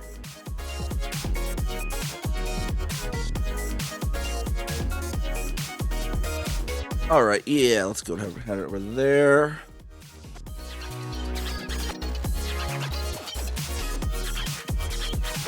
And of course, everyone, thank you for the follows, the lurks, the chats, all that good stuff. Always much appreciated as well. Welcome on, welcome on in if you're a first time here. Thank you for coming back. If it's not your first time here, all that good stuff. We'll be live again on Monday with some Cyberpunk 2077 for a bit, and then of course our usual afterworks around from midnight to 3:30, midnight to like 3 Central Time, Friday, Saturday, Sunday. Central Time, that is. Our schedule is usually like in UTC, at least, so that's what it usually is. Usually we have a Monday one that was a hiatus this week. But we'll go over there, get our raid over to Hacker and HVACer, and I'll see y'all next time. Bye-bye.